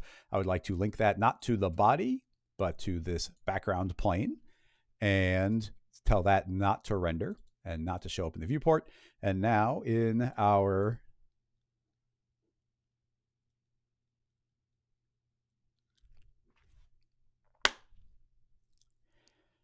And now because I duplicated it from a different object, let me make sure that we say that the facing angle is none. And now suddenly we see the entire grid appear. So now we've got this grid spline appearing there. We can change the thickness. I could do the same fall offs I was doing with the other object. We could make a duplicate. This might be fun. I'll make a duplicate of that and say that this one will also be limited via fields. But this one, let's say that it's thicker. I'm going to say that it's going to be 2 on the thickness. And now you see we got a thicker line and a thinner line. but I will limit this duplicate one to its restrict field. And let's just make a random field. So say random field, and make sure that this is returning exploded edges. And now you can see that some of those are getting returned and others aren't. So now we've randomized that grid in the background. If I think there's too many, I can decrease this down to a smaller number of segments and column that background there. And I think that's looking pretty good. That has got the 10% transparency on it, just barely showing up back there. And yeah, I think that's looking pretty dang good. The last thing I'll do is add a little bit of a sketch effect onto this mesh spline, and that'll be all we need to do as far as duplicating all these mesh splines. But hang on, because we want to add the electric spline modifier to add cool, crazy variation on top of it. So with this text object, I've already done the same thing where I've got this plane. It's a child of the camera, so it's perfectly matching where the camera is. So let's just make a duplicate of that background because it's got all the things that we want. Call it text. Let's make this one be black, just where it's kind of like that's a pen look. Delete the plane, feed in my text object instead. And immediately we can see these little splines getting drawn around it. I will say explode those edges. Thicken the line a bunch so we can actually see it. So let's say 2. And now you see I've got that line outlining different sections. I might want to push that outward a little bit, but what I'd really like to do is go to the text spline here and say, right now we're returning the full length, but I'm going to say return it as a percentage, and I'm going to increase this percentage to be extra long. And now these splines, let me overdo it so you can see it. Now you can see that these splines are going to overshoot the edge so we can get this sketchy look on top of the entire thing. I'd also like to remove these little in-between lines, so let me make sure that I add a little bit of threshold to clean those up. Or do I want polygon outlines? I may need to redo that section.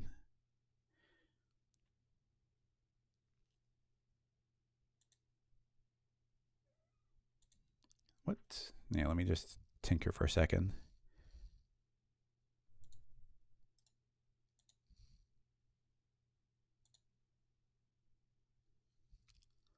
Draw open edges. Yeah, if I keep that, we get the little in-betweenies. Push the offset out.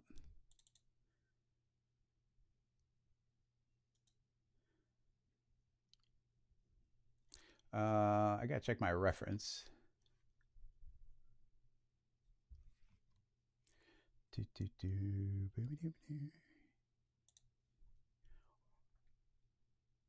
Sketch text. It's not deformed. It looks like I did it white.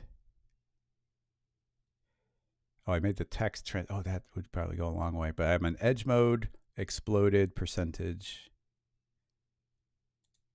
No restriction. Okay, cool.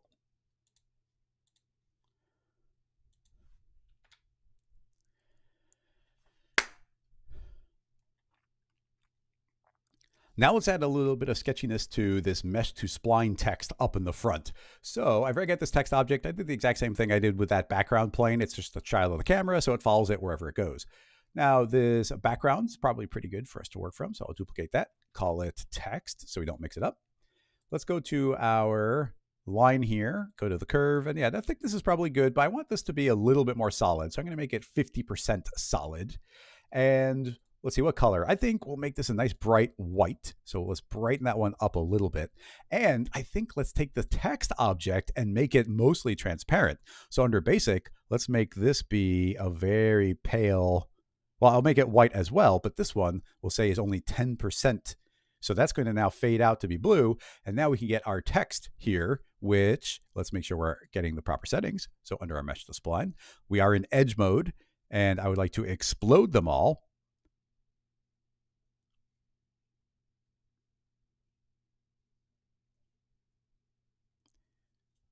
What am I missing? Or is it very transparent? No, it's pretty solid. None. None. Offset, fine.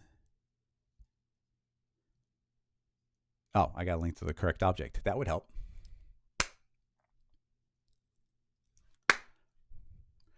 And of course, we should connect to the correct object here. So delete out the plane and let's link our text in.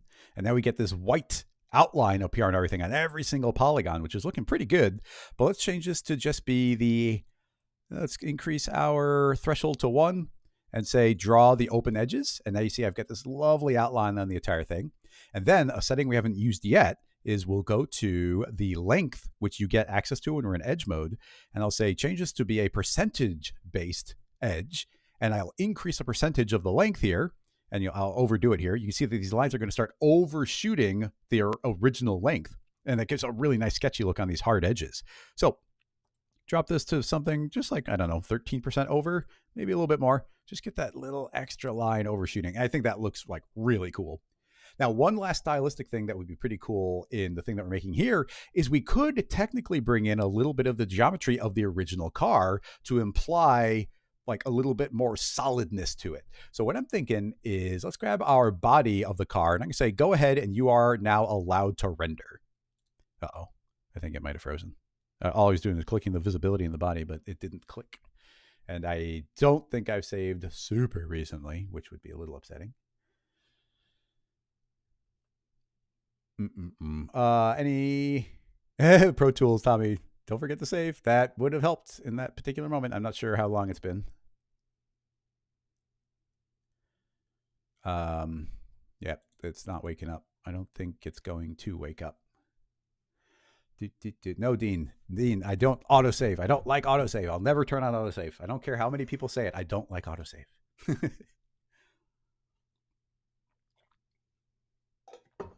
Here's the reason I can't do. I don't like it creating a lot of different files. It just eats up hard drive.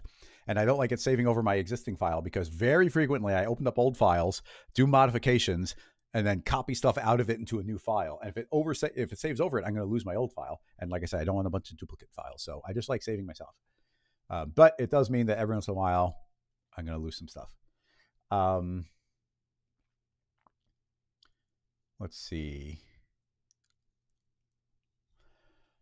Yeah, I just don't know how long ago I saved. I like my hand will hit save not infrequently, but it could, it could be like 5 minutes, which would be frustrating, but it happens. I'm just gonna give it a few more seconds and then kill it. And this is doing one of those soft crashes where it's just like, nope, I'm just gonna freeze up on you. Let's see. Yeah, I'm going to wrap up this little section of it, and then I'm going to bring in some of the electric spline modifier and make everything, I'm going to like quickly modify everything to be like a black sketchy look on top of things, maybe even make like the background white and make it black and sketchy, and then add electric spline modifier to make it like all super jiggly and stuff. If anybody has any other techniques or anything you'd like to see in the context of this, please let me know. But yeah, it's not waking up. I'll try one last click. It didn't, so goodbye. And essentially, if ever you hit force quit, then there's not going to be a recovery file for you. All right. Woof. Oh, no, we lost the background.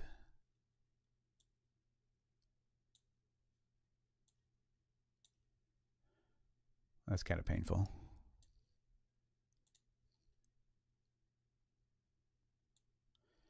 We also lost the wheels. We did the grill. Looks like we just did the grill. We did the outline.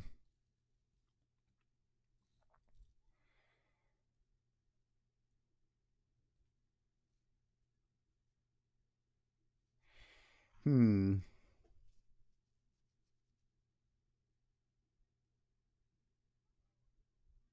trying to think if I should just silently, well, I'll talk to you guys, but if I should just update it to it where it was and then continue from there, or if I should just re-record that part, essentially, just continue from where we currently are.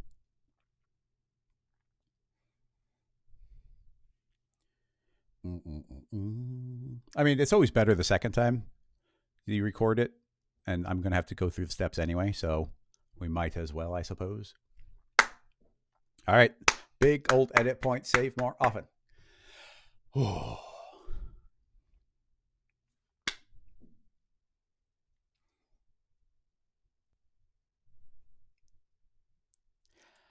All right, I think it would be nice to, let's say that was probably hidden before, so I'll even redo that part.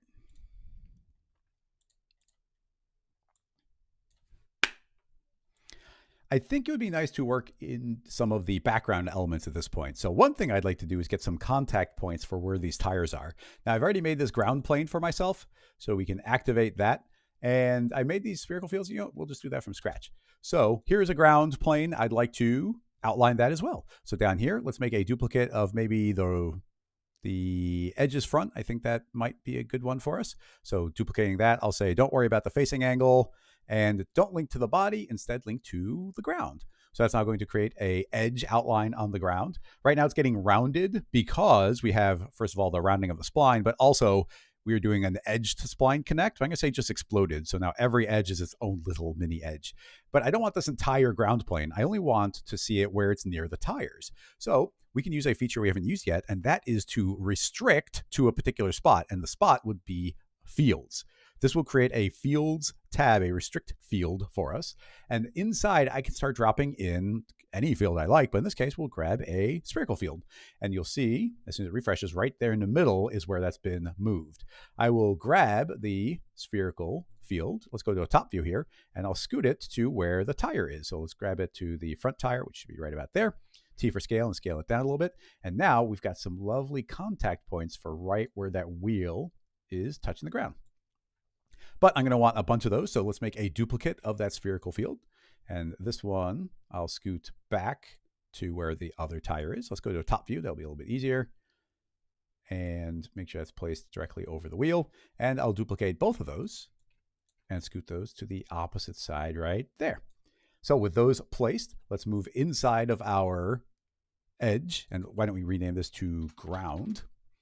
And under our restrict field, we've got that one spherical field, but let's drop in field 1, 3, and 2, and just tell them all to add on top of each other. And now all of them are appearing. Let's see what that looks like stylistically. Right now, it's pretty thin, just kind of barely implying that it's there.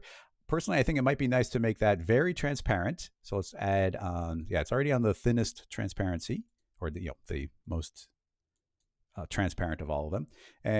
But I think it would be nice to increase the thickness, and I might darken up the color a little bit so it's kind of maybe fade into that background a little bit by being more blue. So now we got some contact points for the car. Move this down, and what I'd like to do is just put a nice simple grid in the background, kind of like when we look at any of the references. Very often you've got just kind of this grid in the background. So with that in mind, let's create a new plane. So here's a plane. I will drop that as a child of my camera, so whatever my current point of view is. Inside the coordinates, I will right-click to zero out the X, zero out the Y, zero out the P, B, H. It's all zeroed out. Let's make sure it's facing the camera, so Z+, and then T for scale to make it big enough to fill up the whole screen, and then scoot it backward on Z. So I'll grab Z here and push it, and you see right now it's in front of the car. We can push it back until it's well behind the car. T for scale to make it bigger again. And there we go. Now it's filling up the entire frame. I don't actually want to see it, although the car looks kind of cool on this light gray background, but I will hide that. And now we can start feeding in some sort of grid there. Our ground is pretty good as far as a default. So I'll duplicate that up as a child or nearby it, delete all of these fields. Let's grab the ground itself, grab the mesh to spline. Let's turn off this field restriction limit. I will allow it to still be exploded. It's a full view. We should be seeing it as long as we delete the ground and drop in the actual background plane that we're supposed to be looking at. And there we go. Now you see we've got a grid back there. It's not quite enough lines for me, so I'll grab that plane, increase this up to maybe 15 by 15. And yeah, that's a nice grid back there, but I'd like a little variation on that. So here's something I like to do. We'll make a duplicate of the exact same object. Let's rename them both to background and background 2. And let's make this one thicker. I'm going to double that up to 2. And now you see we have thicker lines in certain places. I could even lighten up the color a little bit if I want that to pop even more, maybe even a lighter blue. So now that's going to pop out more. And then let's go back into our mesh to spline and say restrict it to fields again. under the restrict field, this time we'll just drop in a random. So here's a random field. And even without changing anything, you see about half of them have disappeared. And now randomly, some of these edges are appearing and other ones are not. So I love layering that type of thing in for the background, just adding in a little bit of pop for us. Maybe that one's a little bright, so I will darken it up. I don't want it calling too much attention to itself. So we'll say a little bit darker, a little bit more blue. There we go. That calms that down actually significantly. Maybe even go a little brighter. All right, excellent. So that is the background. The last thing I'd like to do as far as mesh spline on this car right now is let's make this text up front pop. Let's make it a little bit sketchy. So I'm thinking that's our text object. I've already created it. It's already a shot of the camera. It's behaving exactly like that new background plane, which I'll even rename background. It's behaving just like that background plane that we had. So let's duplicate this background, rename it text, link to the text, very important. Delete that, drop in my text, and now that should be drawing something on it. I would like this text object to be, let's make it bright white. I want that to really pop. And in order to see that, I think we should probably make this text object kind of disappear a little bit. So let's make that text object also white, but I'll make it only 10% visible. So that should make that text disappear. And as soon as I do, we can suddenly see the lines outlining it pop more to the front. Let's make sure that that text is nice and solid so these lines pop even more. And now inside a text object, what do we want these to look like? Well, right now we are exploded lines and we are currently doing this threshold. If I say actually increase that threshold a little bit, all our lines will disappear, but I can say draw the open edges and then we get our perfect outline on there. But there's a cool feature we haven't done yet. And that is when we're in edge mode, if I go down to length percentage, I can increase this. I'll crank it up really high so you can see it really clearly.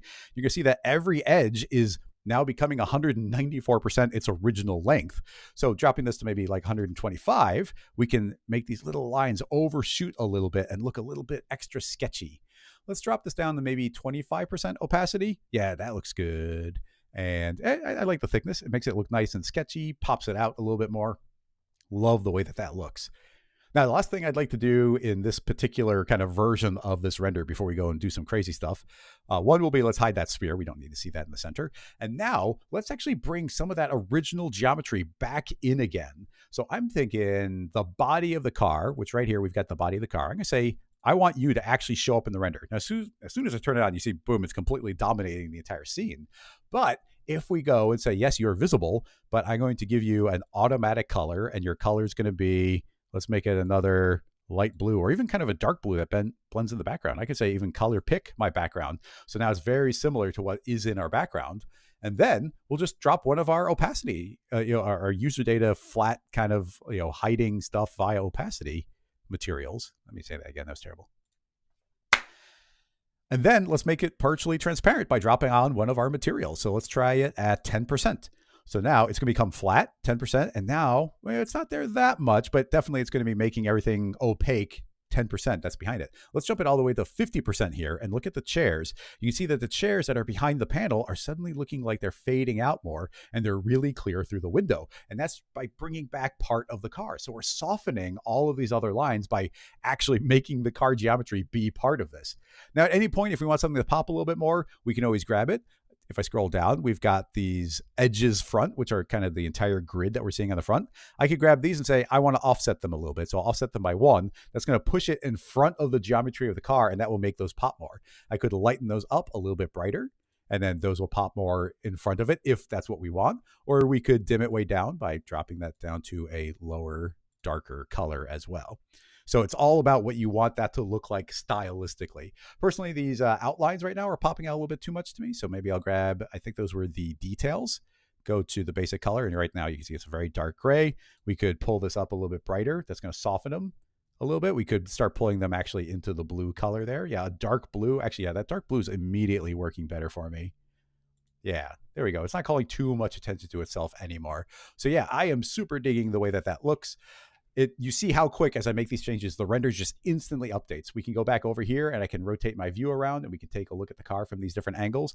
And pretty much instantly we're getting a great looking sketch and tune render. And because we're just rendering these as splines, it is so quick to refresh. It's so quick to, I just kind of repeating myself there.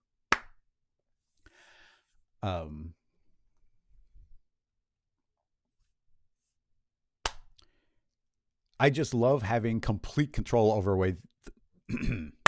I just love having complete control over the way these individual lines are going to look. And the fact that we jump back inside, modify them however we like, it's all very fun. It's exciting. There's so many different things that we could do. Now, there's a lot of opportunities for creating animation here. Any of those body parts of the car, we could be rotating, we could be grabbing the end splines. Even now that they're all done, we can make them editable, make them run really, really fast. They're already going to be fast. We can make them even faster. Let's spin this around. Let's see. Actually, there's an upcoming plugin. Here's a little extra sneak preview. I have mentioned it once before. But let's pause that for a second and look at some of these potential options we'd have. I'm going to grab all the parts of the car and drop them inside of this null. All of our splines. Grab all of them, including the ground. Why not? We'll drop them all here inside this null. So now I can grab an upcoming plugin, super secret preview. It is the Rocket Spline Field Mask. So I can drop that inside of this list here, and you'll see all the splines disappear.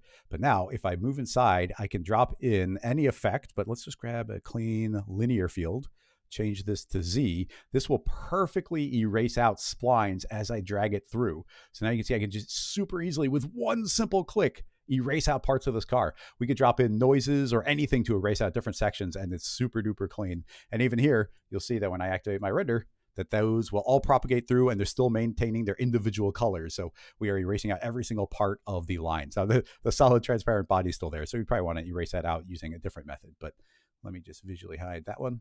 And you see that all of these lines of the car just get erased out like super perfectly. So love that upcoming little feature. Delete that.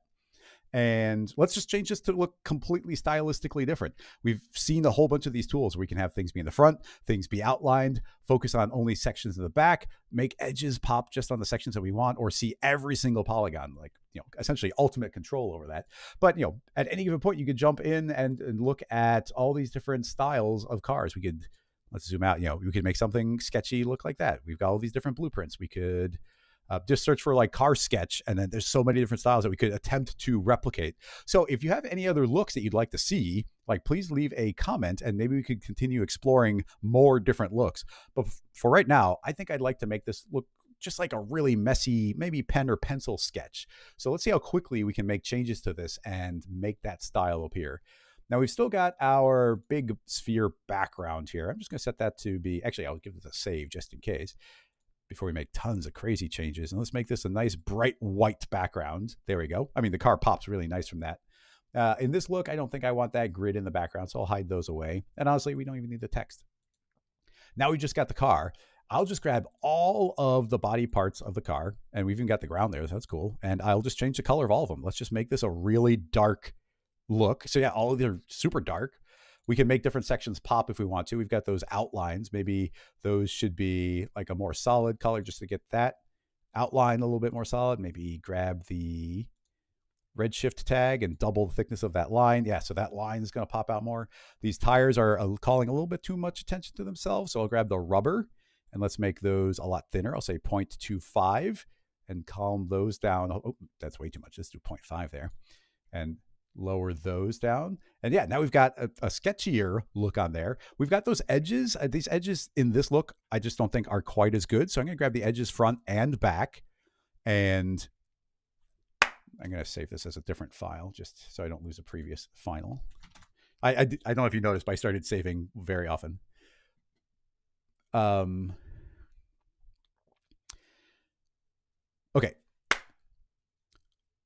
With both the front and back edges selected, I think I'm going to add some of this threshold in. So now we just get kind of those highlighted lines popping in a little bit. Having the body of the car here, I think this might actually be pretty good. I'm going to show the body of the car, but let's change that to be a white color, just so that it's like all these lines are going to get faded out a little bit. And we can do things like grab the edges and make sure that all of the stuff that we think is super relevant, maybe even things like the details, make sure that those, only some of those are allowed to get a offset. So let's make sure those are offset by 1, just so our lines are definitely in front of the other section. So now we've got this sketchy look on top of the car. And actually, I'm going to undo a few times. I don't like that section. Let's not bring that body in.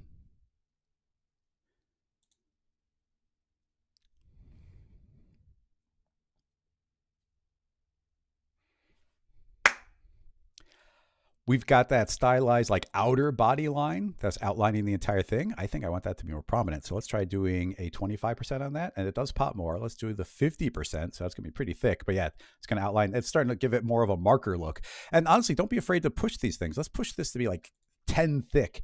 And now we get like this giant markery outline there. We might need to increase the layers of transparency to make sure that those don't pop too much. But you can see that it's hard to push the stuff too far. There's so many different cool places to explore and push it.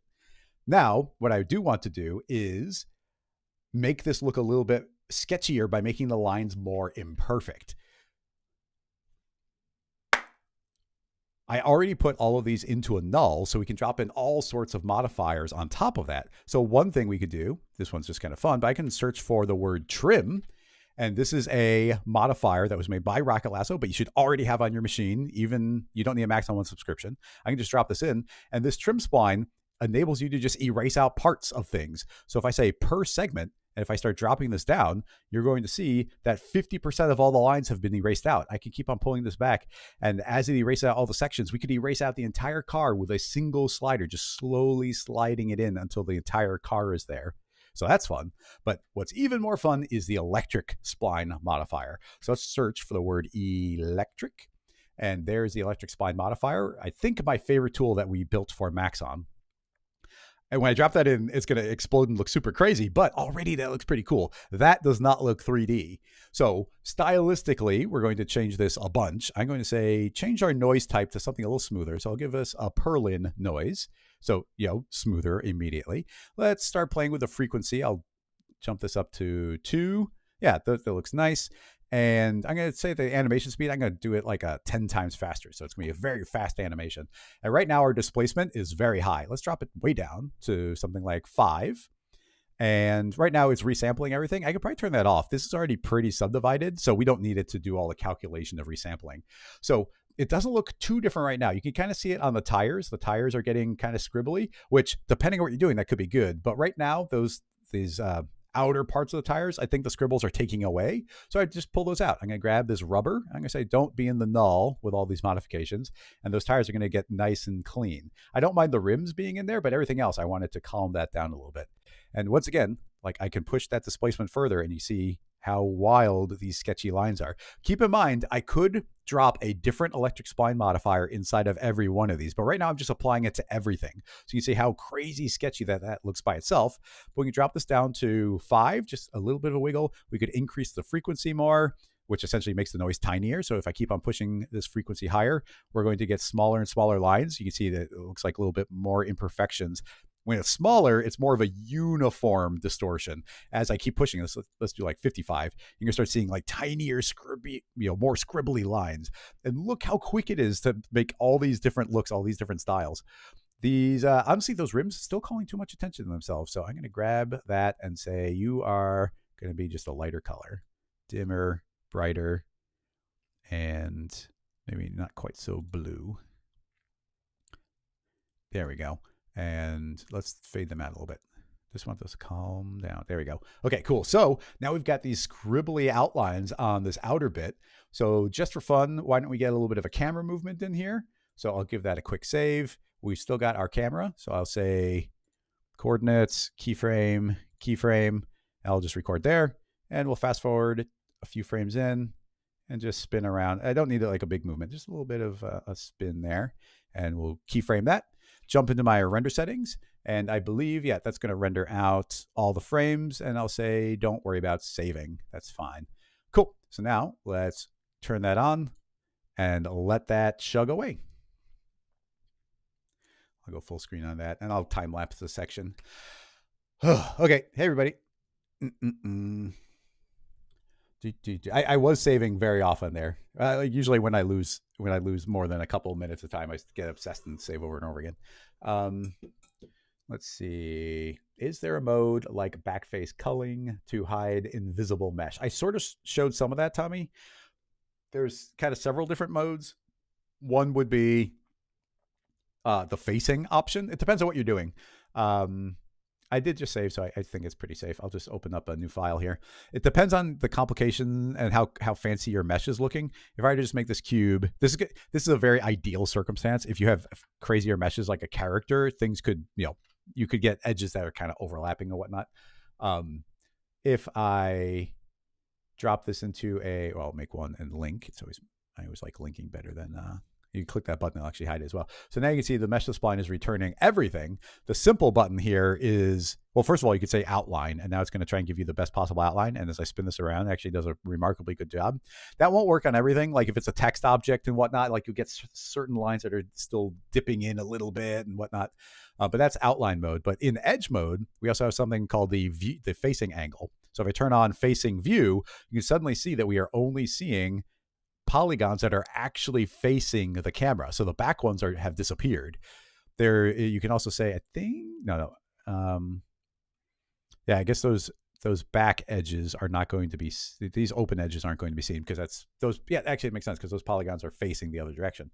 But we can also say those are showing the front. I could say, show me the back polygons. And now we're seeing the opposite. We're seeing the polygons that are part of the back. So just like I essentially showed this in the other part, but if I were to grab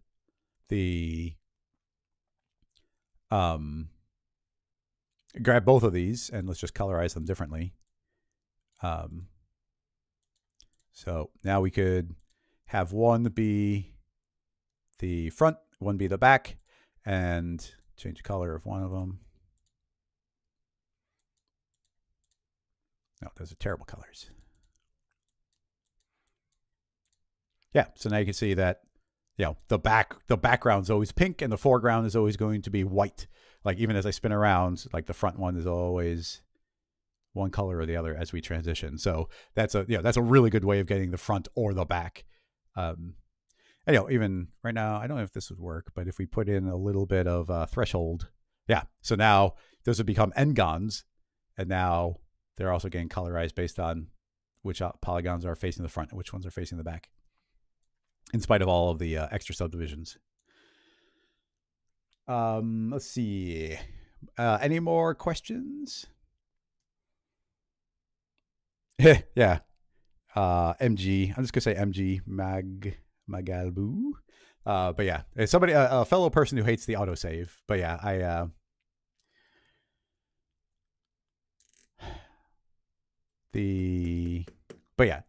need to save slightly more often. It's easy while I'm like in the middle of a giant tutorial and talking to like not think about it. Let's see how we're doing. Yeah, look at the scribbles. And that's like a sketch and tune look here in Redshift.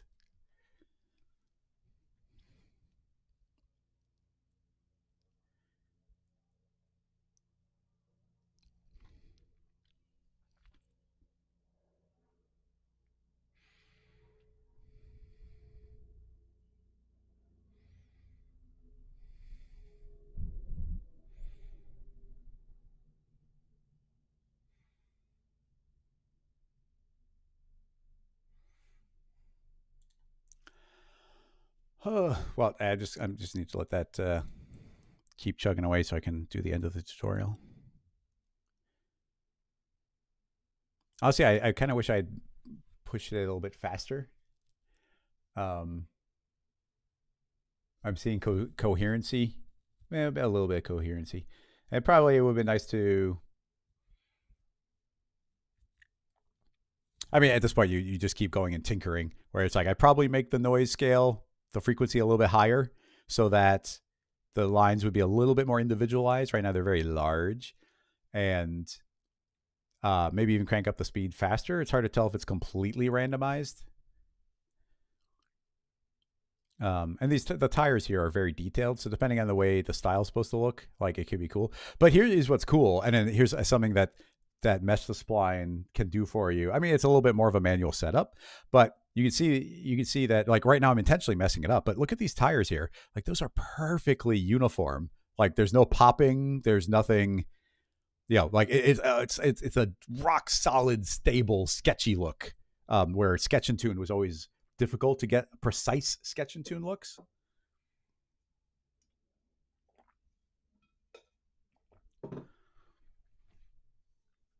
But yeah, it would be kind of fun to essentially go through and make a bunch of, like, even just keeping this car model, like going through and being like, oh, let's try and make it look like a chalk drawing. Okay, let's try and make it look like a yeah, whatever, like every different little style that we could like think to quickly tweak and layer up on top of each other. Like, it would be pretty cool. The chairs disappeared a little bit in the current look. I wish that those were a little more solid.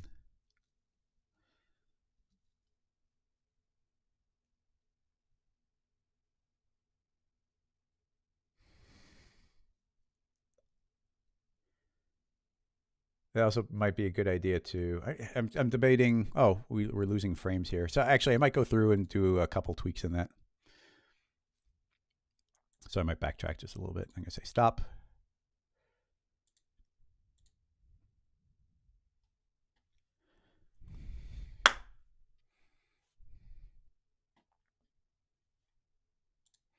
I guess I can show it.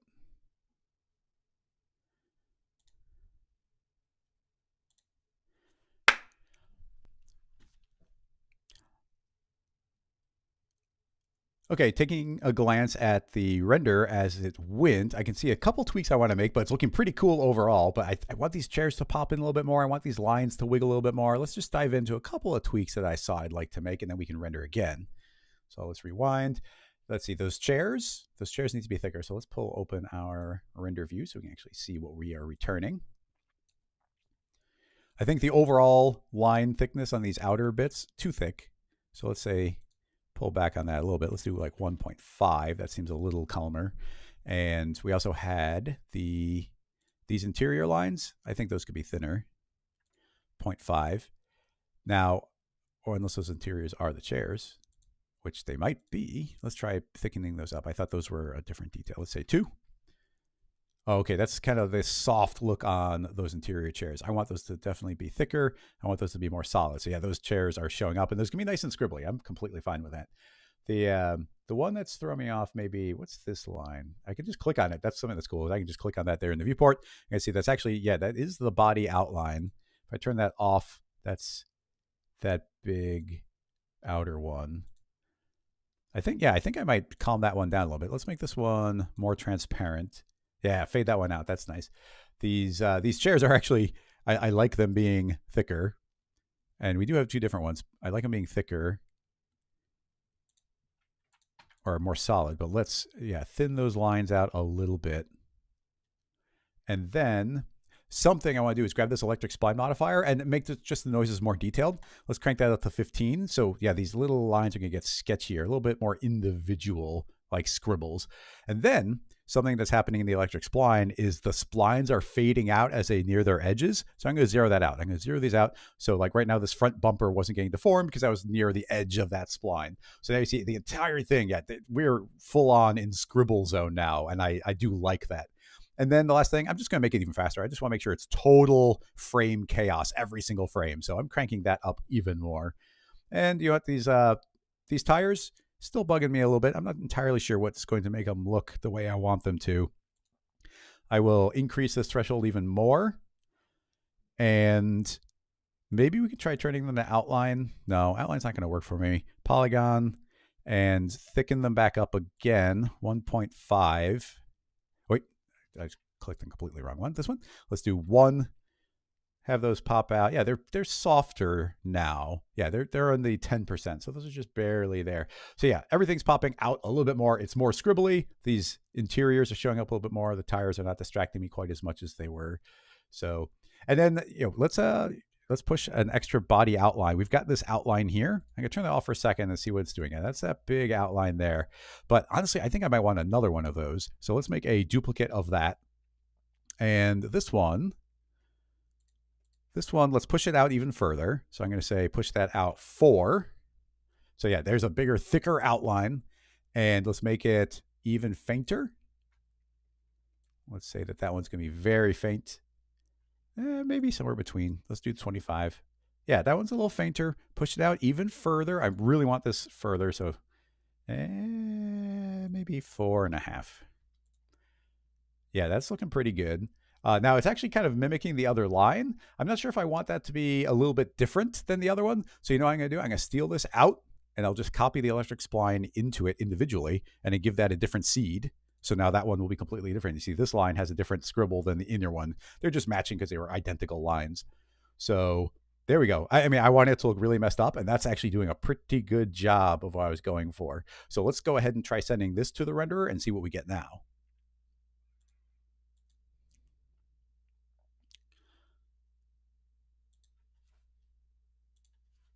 I'm actually going to tweak the render settings.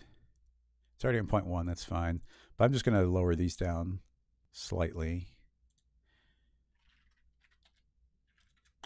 just to go a little bit faster.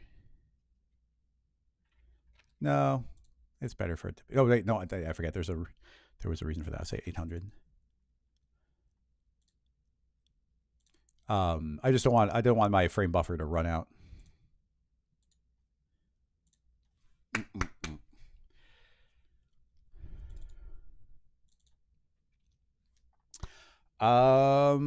Let's see. Okay. If there's any more comments or anything else to possibly sneak in there, but I'm mostly going to let this chug away. Shouldn't take too long.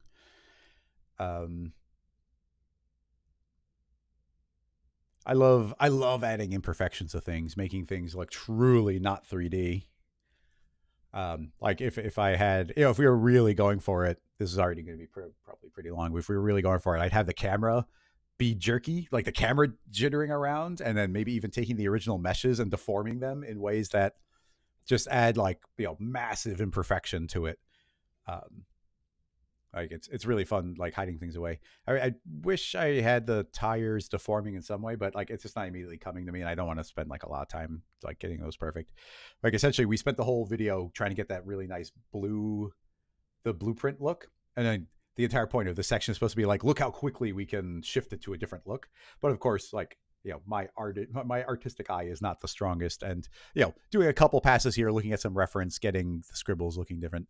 The honestly, something that would have been really nice here would have been to layer, put something like in the foreground and then have it be like a highlight layer.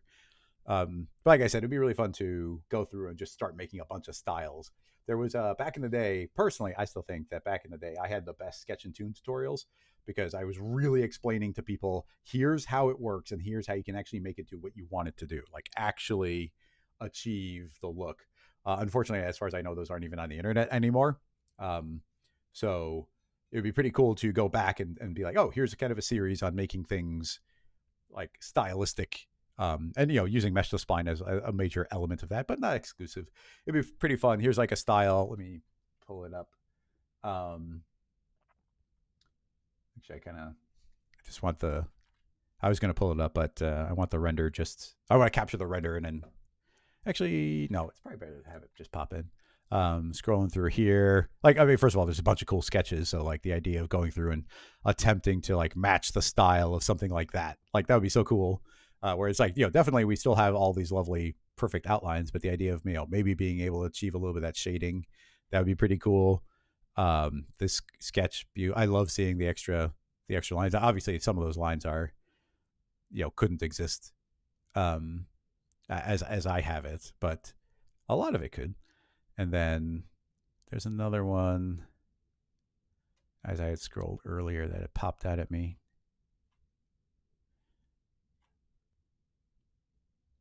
I thought there was one that had some really nice stippling going,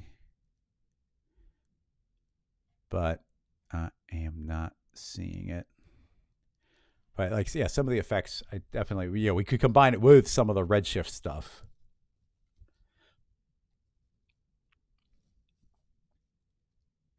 And then you saw, I showed it a little bit, but the preview of the field mask, like it works so well on top of this. I had like an entire technique. Yeah, see, a pop of color would have been really nice to do here. I had in the education for mesh to spline, I had explained a little bit of this type of stuff, and I was using totally different techniques that potentially erase out different parts of it. But now we just use the field mask and erase out parts of it. We've got some other concepts as well that I'd like to get in the pipeline. But there's always more to do. It's so hard to ship a plugin. But yeah, even just looking at car sketches, like there's so many different cool looks here. Things I totally think we could achieve if we were like attempting to match it. Some of the shading is the part that would be most challenging. But as far as getting this line work, we could totally do that.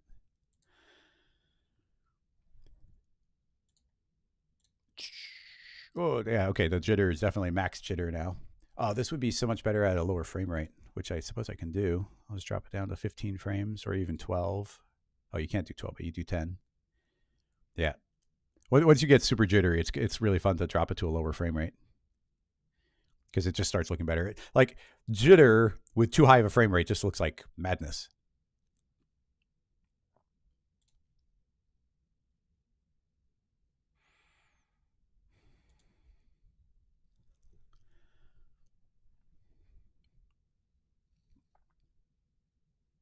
But yeah, some slightly different camera moves.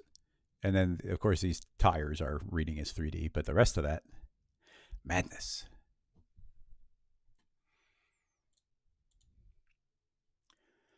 Whew. When did I start talking? I started at 2. So I've been standing here for 3.5 hours just talking straight. And then, when I'm doing these live streams, I'm in a standing position. My desk is fully raised, so I am standing here. Any questions before we fully wrap up? I mean, we'll be back again next week. Actually, I should please pop any questions in, but I'm going to try and think of what should next week's be. I mean, obviously we could do more sketchy stuff, but it'd be nice to kind of jump between different Rocket Lasso tools, especially combining them with the assets. Oh, dang it! I just remembered something I got to do. That I'm going to also have to record here. Don't leave. There's an upcoming. I'm presenting NAB, and then Maxon asks for a little recording, like promoting it. So I just want to record it here as well because it's really hard to. It's really hard to get recordings going if I'm not already all set up for it. But anyway, that's done. So I'm going to do my outro. All right, we're back in. All right, dropping this down to, let's say, 10 frames a second because it's super jittery now. So once you get really sketchy, it's really nice to be able to lower the frame rate. High frame rate and jitter just doesn't look too good. But if I play now, you see total chaos, lots of sketchiness here on top of everything. So there's so many ways to push this. I would love in the future if people are interested, like trying to do more styles, just looking at different sketches, different styles, just trying to match it the best we can using all the tools of Redshift, combining it with Mesh to Spline where it's appropriate. Like it's just going to be so much fun to do that.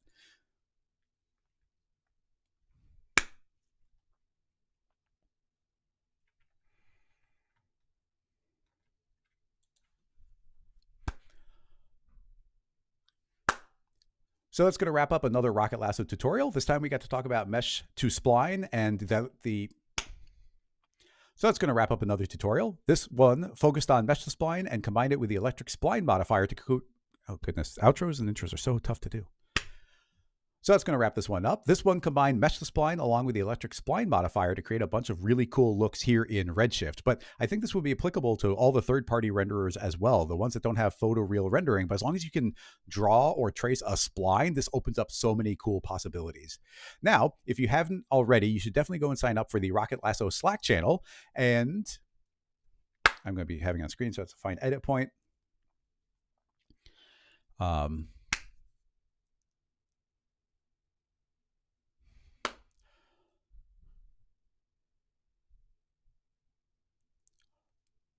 Do all that good YouTube stuff if you found this video helpful, and I'll see you in the next live stream or tutorial. Bye-bye, everybody. And now I'm just going to capture the community page. I just need to have that up on screen a little bit. And I'll do a gentle scroll.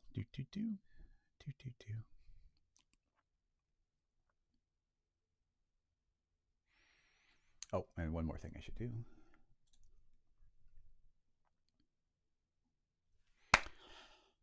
And of course, if you want to And of course, if you want to support Rocket Lasso, the best thing you can do is pick up one of our tools, or you can support over on Patreon.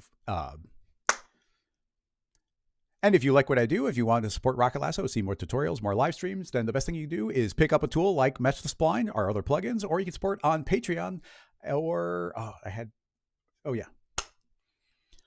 And if you like these tutorials, and if you want to support Rocket Lasso, the best thing you do is pick up tools like Mesh the Spline or any of our other plugins. You can support on Patreon, and if you support there, then you actually can get access to scene files, including all the scene files I just made for this video. So thank you very much for watching, and I'll see you in the next one. Bye-bye, everybody.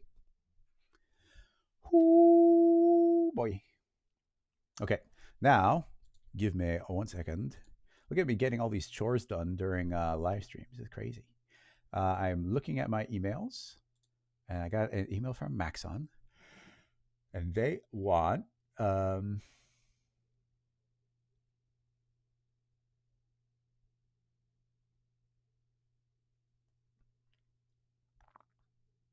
they do want a little snippet of C4D on the screen, which is fine.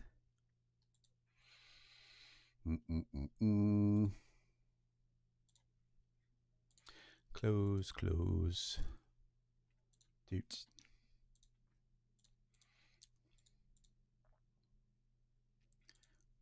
Save, close.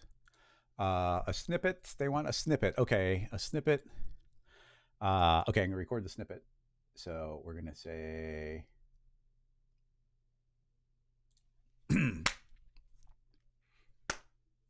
are they saying they're just advertising NAB, but they didn't say come see my presentation, blah, blah, at NAB. Okay, I can do that. Hello, everybody. It's Chris Schmidt from Rocket Lasso, and very soon, let's see, I get the text going. Hey, everybody, it's Chris from Rocket Lasso. Very soon, I'm going to be presenting for Maxon over at NAB, and I'm going to be talking all about the brand new distributions inside of the brand new distributions inside of the cloner. Very exciting. Rocket Lasso put these together. If you want to see more about how to use these and even how to make your own, come and hang out with me at NAB. Okay, that's going to be the thing.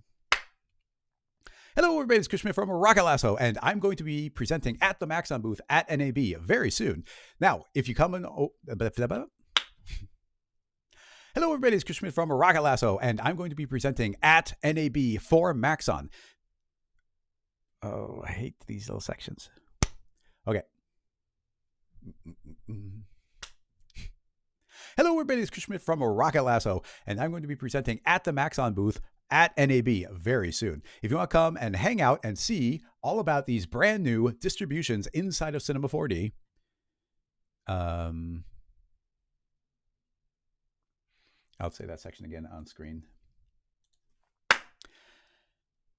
If you didn't already know, inside of the cloner, there's a brand new section called Advanced. And inside here, you can see a whole bunch of new types of distributions created by Rocket Lasso.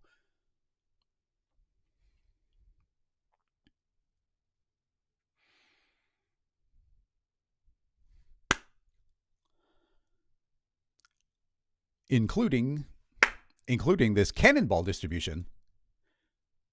Let's see. Including this cannonball distribution where we can grab things like a sphere, drop it inside of our cloner, and instantly get a perfect cannonball stack all stacked on top of each other. That was clunky.